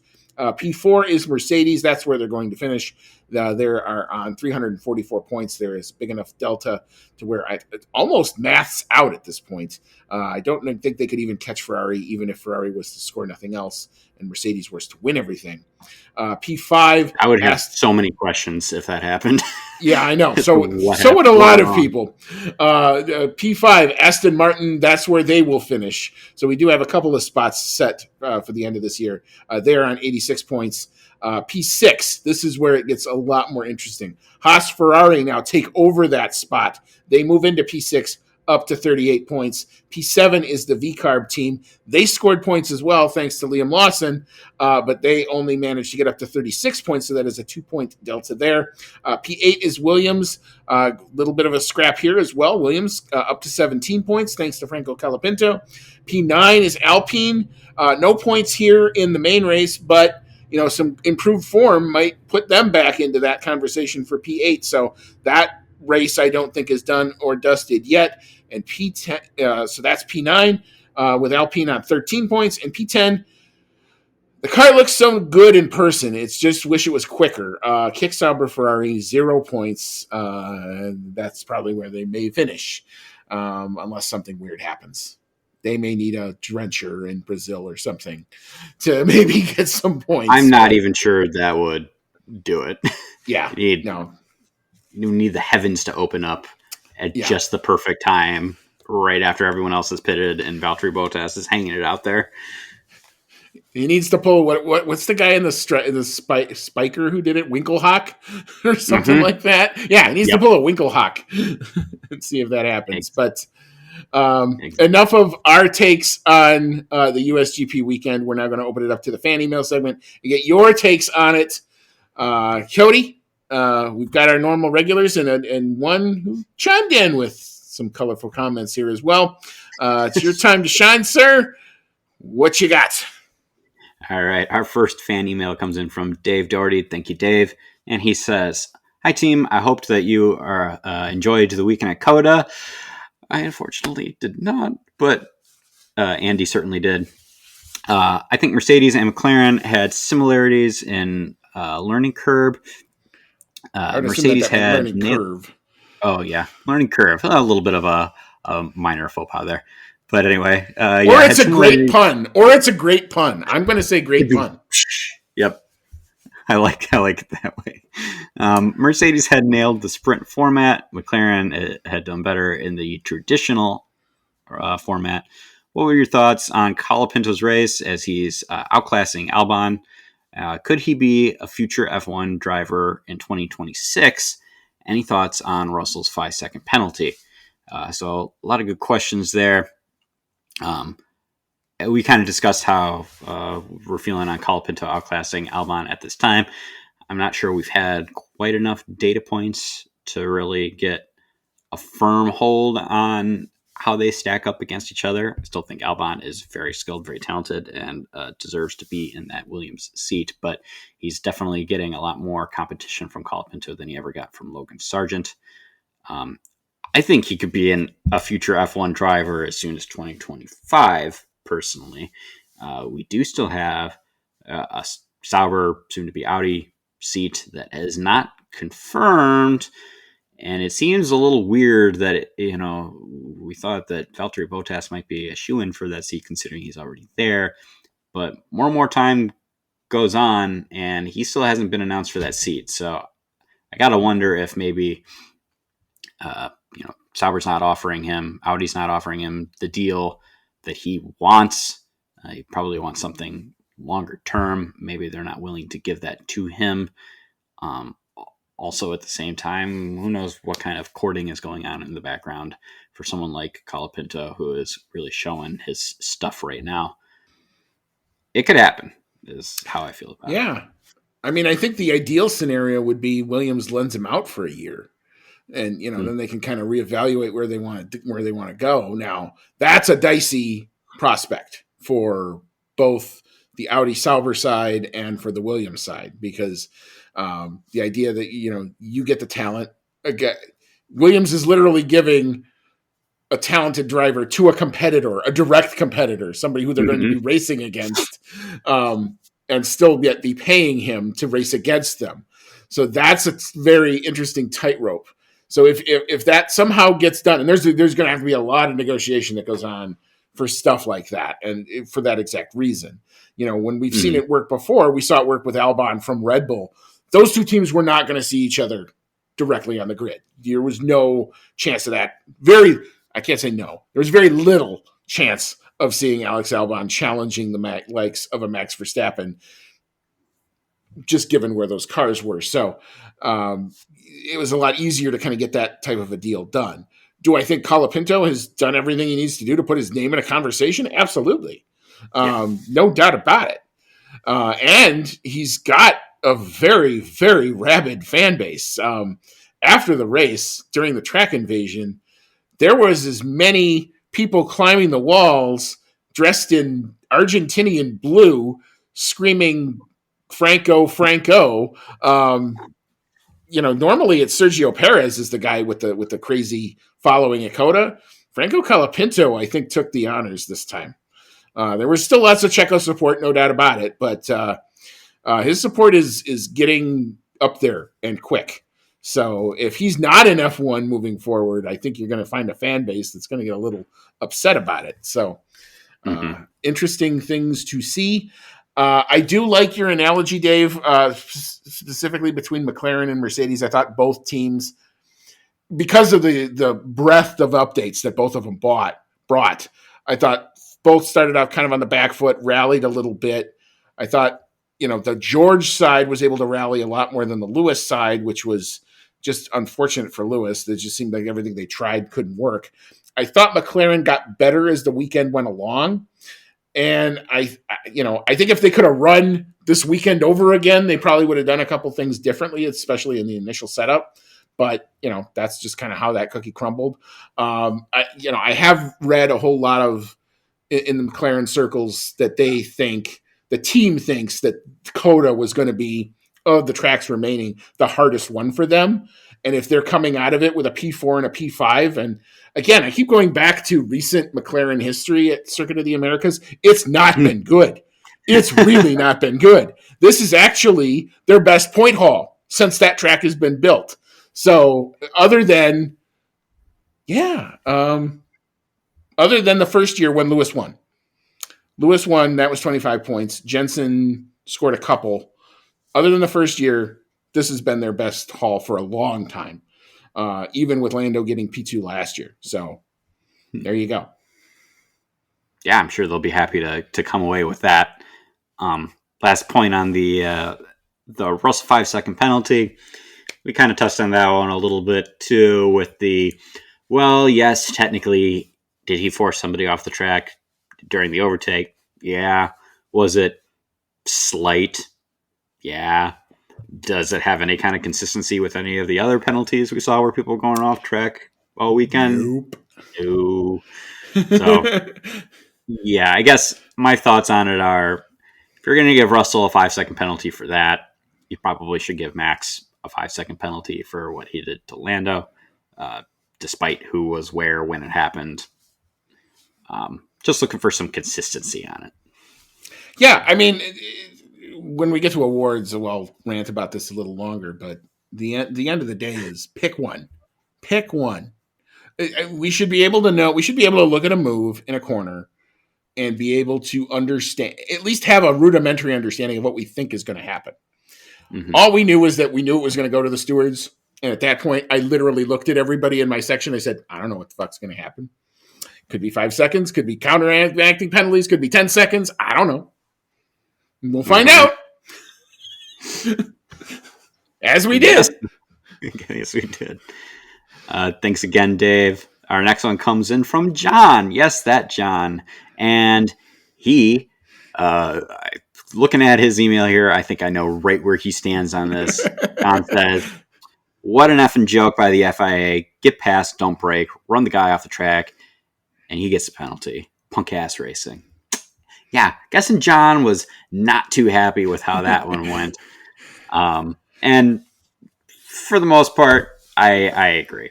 Do I think Lando deserved a penalty for overtaking off the track? Yeah, kind of. Do I think Max also deserved a penalty? Yes. So I don't agree with how it all shook out. Had he been next to me, I would have gone, "You go preach there, brother," because that's kind of how I felt in the moment. It did take me more than a hot minute to calm down after that, and it really took a second viewing of me kind of watching it and doing kind of my own little analysis on it before I'm finally okay with what. I'm not okay with it, but I'm okay as enough as I'm going to get. Like, it is what it is at this point. They're not going to go change it. There's nothing really you can do. At what point does it become Lando's corner if he's ahead? I guess that's the part that bothers me about it. But again, we've broken this down. It is the way the rules are right now. Is it a good rule? No. I'll just say that right now. this goes back to the Lando needs to make it his corner. He needs to drive Right. a little bit more like an asshole. And as I was screaming there, inside, Lando, inside. Yeah, he needs to show Max he's not going to get pushed around like that every weekend. And I think he'll find that as Max apparently seems to get, I think he'll get more out of it than he thinks by driving just a little bit more like a dick. So thanks, John, for your very colorful email. Next one comes in from Rachel Fleming. Thank you, Rachel. And she says, well, 4-week break, and we get a brilliant weekend of racing. Andy, I hope you had a great time. Sadly, I will start with the Lando Max incident. Yep, this is a popular story for sure. It was a 5-second penalty. Sorry for Lando, but sadly, rules are rules. Liam Lawson was brilliant today, as was Colapinto. Lawson knows that a Red Bull seat could be coming. More on that in a moment. And he has put himself in the shopping window. No wonder Marco had to act before they lost him. Very poor weekend for Alex Albon. This will worry Williams for next season. As for a certain Red Bull driver, I will quote William Shakespeare, sort of. Never was a tale of more woe than the Red Bull of Sergio. Very colorful. Love it. I love it. Took about 10 laps to get past the Williams of Colapinto on 38-lap-old tires, and Russell beat him on the final lap, despite Russell starting from the pit lane. Very poor again. As for the big winners, Ferrari. They had the pace, and they took it in the race. Red Bull may be worried about dropping to third in constructors. I think they're beyond worried at this point. I think it's a given. I think it's probably going to happen. Yep. Max is probably worth a driver and a half, but he can't fight the battle by himself. Oh, and Lewis Hamilton had the main quali and race from hell. I know he was up to 12th on the first lap. Brundle got too overexcited on the broadcast, but then went and ruined it all. He wants to get into a Ferrari doubly quick now. I forgot to add, Sauber watched this race. Joe at one point was up to 13th before spinning by himself and finishing last. Bottas beat Ocon, though, at least, who pitted to get fastest lap, which proves why the fastest lap point has been removed for next season. Yep. Hit the nail on the head with that one. Mm-hmm. We already talked about the fastest lap. I think, I guess technically they haven't still announced the second Sauber Audi seat, whatever it's going to be, for next year. But I really, really, really don't think it's going to go to Zhou Guanyu. Nice guy. No. Exciting to have a Chinese driver in the sport. But I don't think he's shown that he's got the chops, which is unfortunate. And you have something for me? No, I don't. I wish I had a great Sauber point. I was still trying to get over the tale of woe than the Red Bull of Sergio, which is, my God. I mean, again, I'm going to find that Christian Horner sound, and I might just share it on social media if I find it, just because it was really the first time I've seen Christian not be very, very high on not supportive on Sergio. Yeah, there. Yeah. And it's interesting, the long awaited. It's been on Reddit. It's been on a few different places. I know that the burbling rumor is that somehow Sergio Perez is going to announce his retirement this weekend, upcoming. We'll watch for it. I don't think it's going to happen. I think it's very unfounded. I think he's got a contract, and that's the end of it. But that would be a blockbuster if that happens. Yeah, I don't see that happening, mostly because of said contract. It would be a little strange for him to, without anyone else having been announced for the seat, without it ever being announced from the team that he's not up to snuff for his contract. I think it would be very strange for him to announce that he's retiring this weekend, unless he's decided that he doesn't feel like he's got it anymore, which pretty much everything else that he said in the media goes counter to that. He thinks that he does still have it, and that maybe things just aren't going his way at the moment. So I don't see it happening. It would be nuts if it did happen, but I suppose if there was going to be a venue for him to do that, it would be the Mexican Grand Prix. Let's see.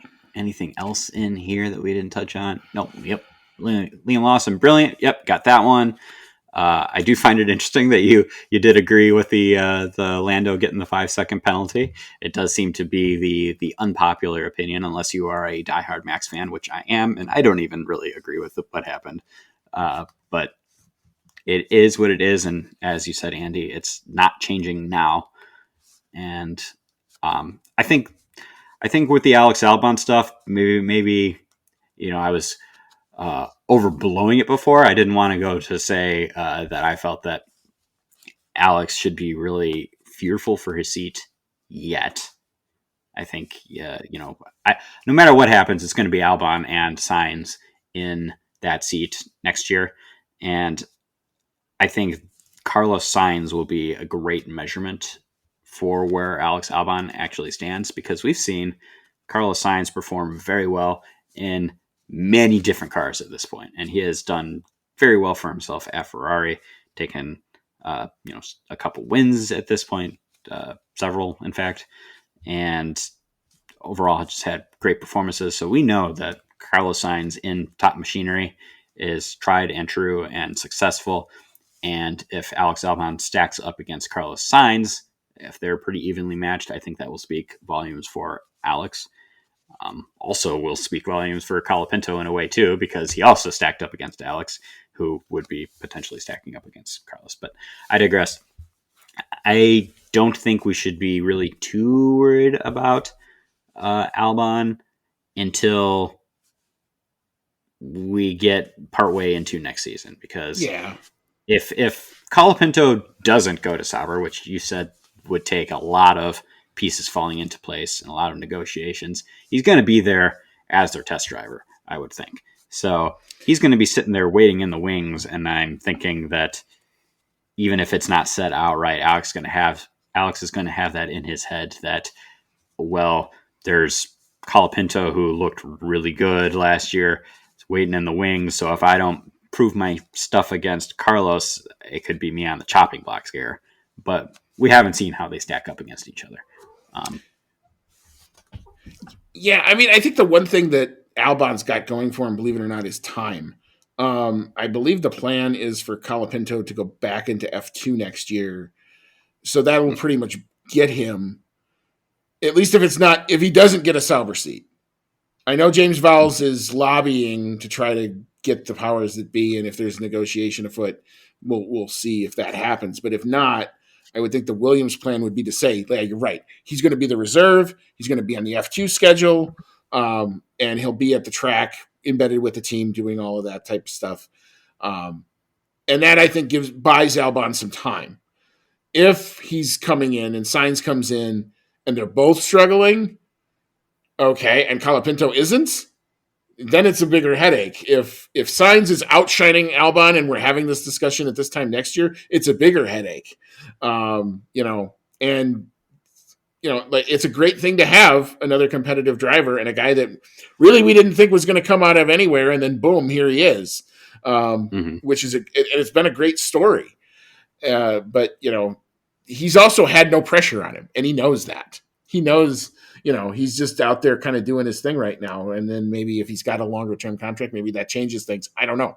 We're going to find out. But there is definitely pieces that have to fall into place before we see kind of where this all shakes out. But I do think it gives Albon some time, and he's got to respond now. I agree. Our last fan email comes in from the Formula. Thank you, Mr. Formula.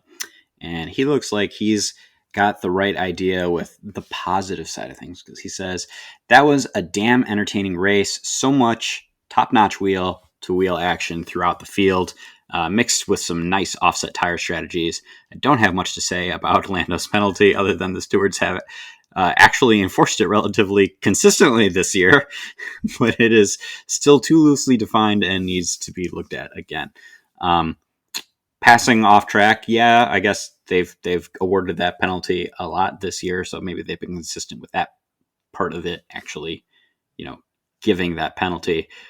Consistent with this microcosm of a weekend, maybe not so much. But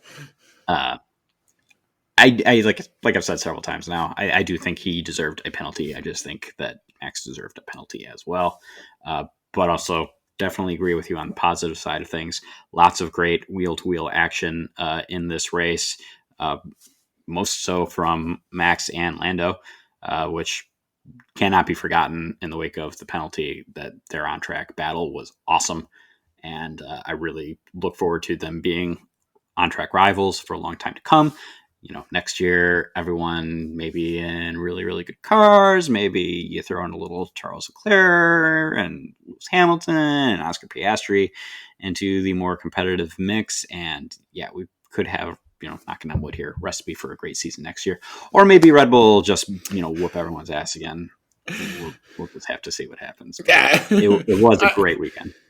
Yeah, I mean, just from I also want to say kudos to a lot of the fans because they got it. It was definitely like the U.S. fans in general understood what the moment was, and because normally when we go, everybody's standing for the start. Everybody usually stands for like the first 2-3 laps, and then everybody kind of sits down and settles in. And a lot of times, sometimes I see people getting up. Like, I don't know why you would want to get up and go drink alcohol in the middle of an F1 race. You can drink afterwards, drink before if you want, but not in the middle of it. It's 90 minutes. You just need to sit still for 90 minutes. And it always baffled me why people would do that. But I didn't see hardly anybody moving in our section this year because they all got that this was a big deal. And the other thing was, everybody you could anticipate when it was going to be, when Lando would get close coming into the main straight, everybody got up at the same minute. Like when they'd come around turn 19, they would see it on the Jumbotron. Everybody stood up at the same minute. I'd never seen it kind of that electric. And Max would defend and half the crowd would cheer. And Lando would push him and the other half of the crowd would cheer. And it was, for the most part, I think very well behaved. I didn't see any reports of violence or fights or anything, which is really good. Always a good thing. The one thing, and we didn't even talk about this, but talk about another interesting steward's decision. The last document before the points came out is a fine to Circuit of the Americas LLC because after the race ends, the checkered flag falls, the normal tradition is they open up the front straight and people can go do the track invasion. Apparently, I saw some of this. I don't know if this is what they were complaining about, but apparently before the cars got back to the pit lane, somebody climbed under the fence on the main straight to get onto the track.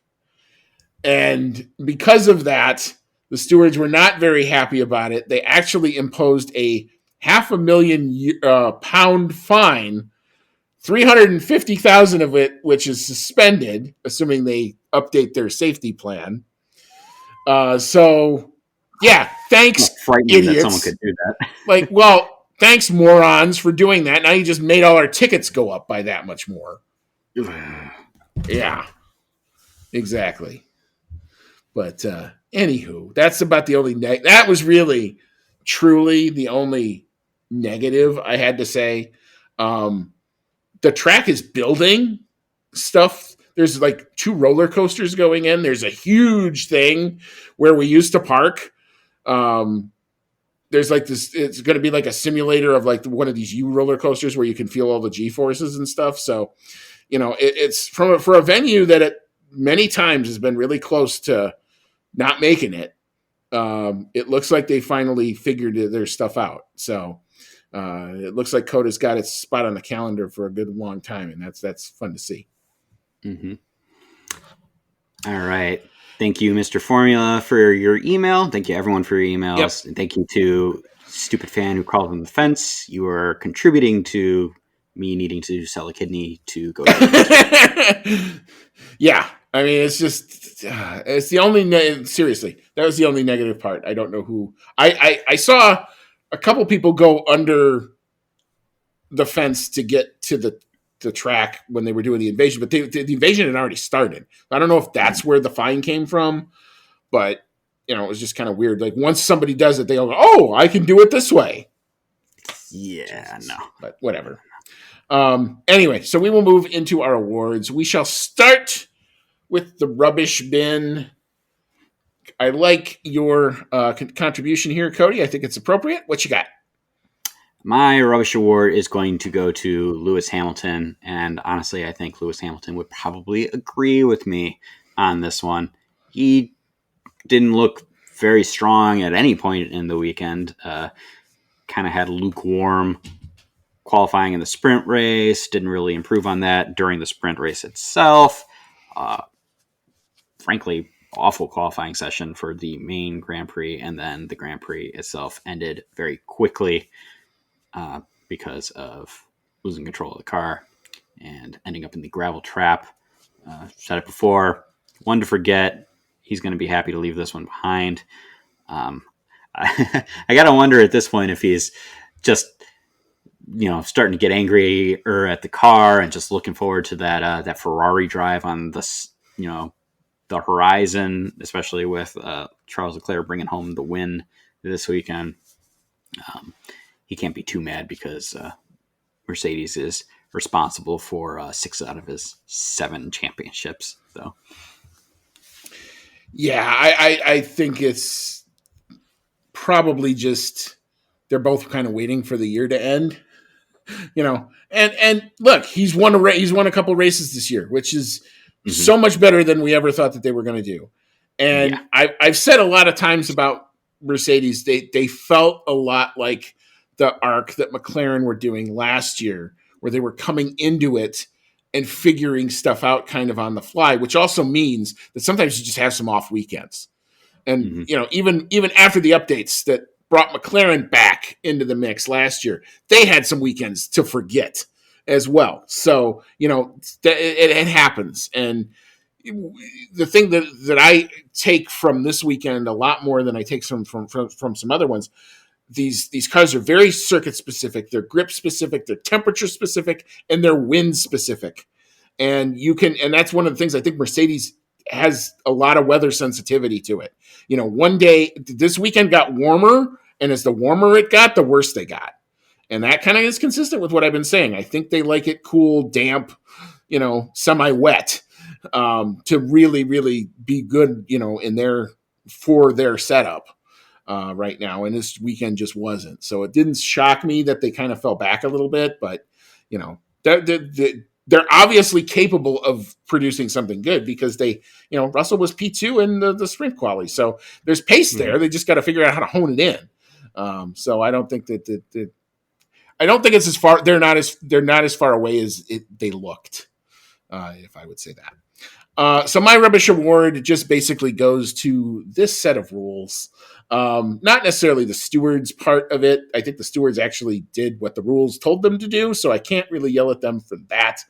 But it's just frustrating as all get out that's the talking point. That this is the talking point as opposed to the great battle, and that the resolution of the battle ends up in a steward's room. It's just so unfortunate. The other part of it is, as a fan and as somebody who watches races and does a show like this, I would like to be able to tell you with kind of relative certainty what I think is going to happen when I see something happen like this. And I literally put my arms up and went, I don't know. Because I don't know.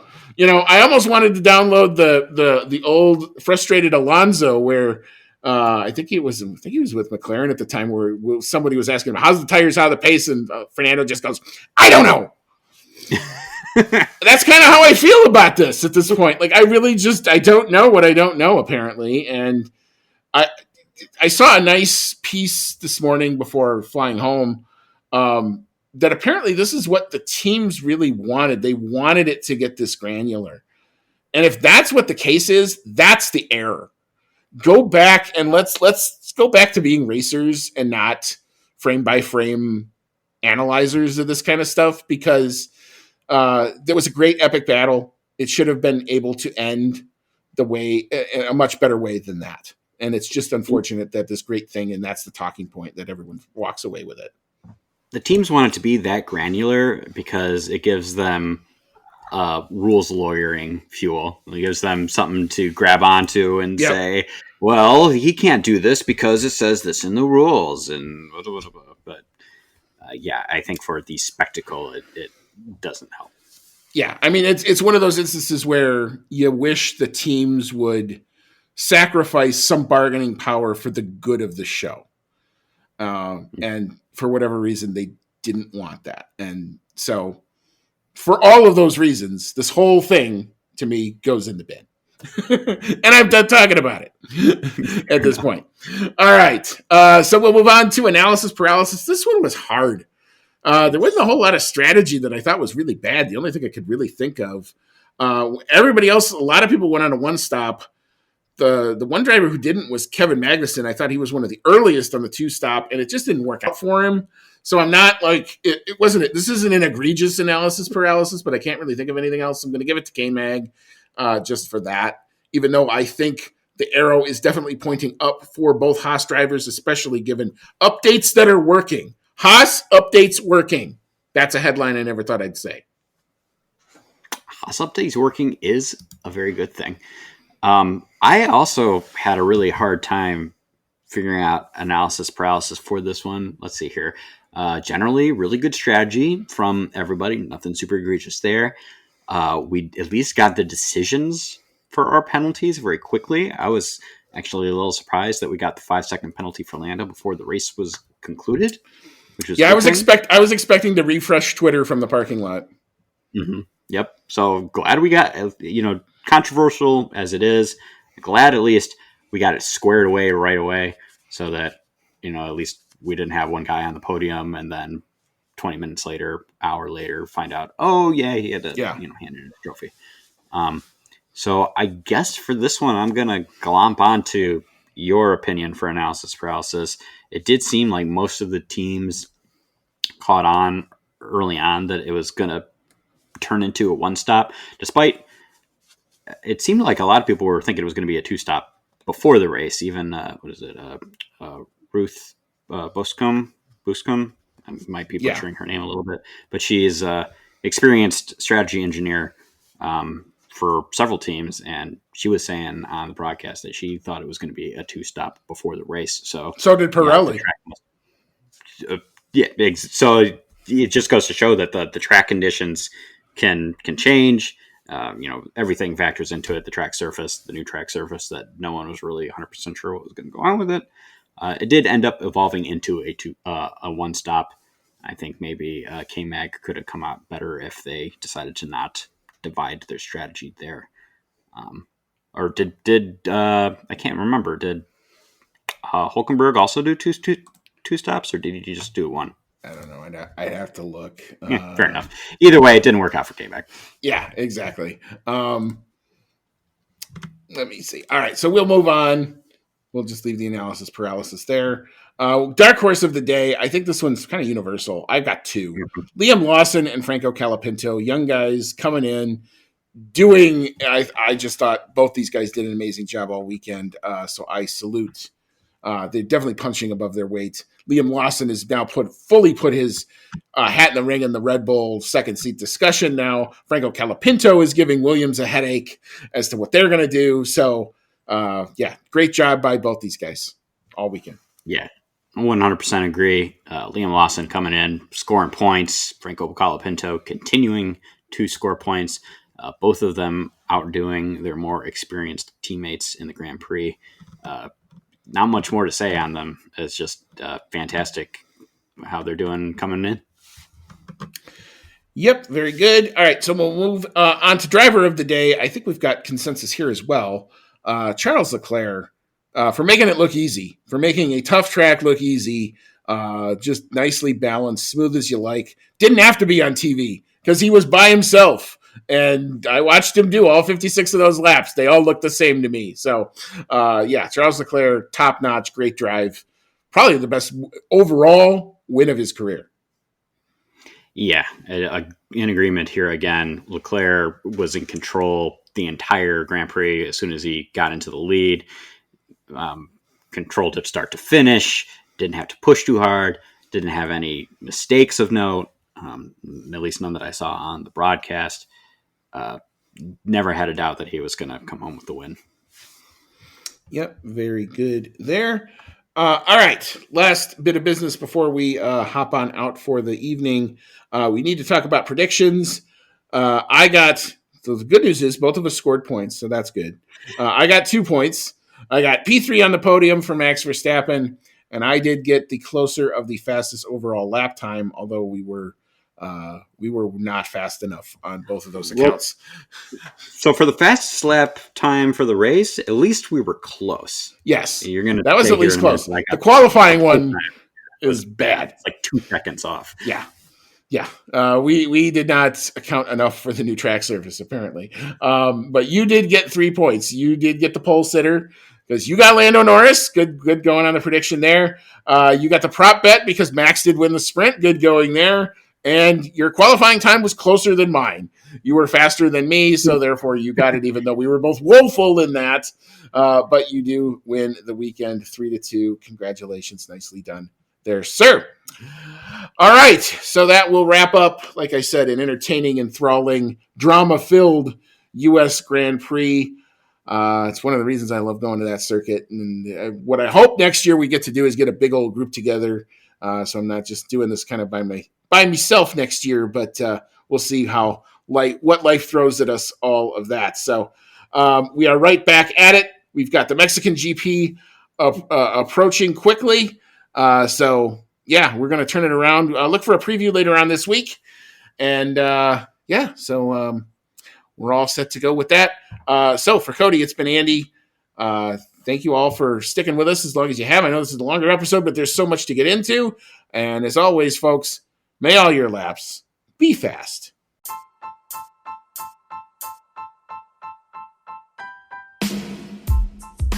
Thank you for listening to today's episode of the Outlap F1 podcast. If you like what you heard, click that subscribe button and be sure to leave us a 5-star review.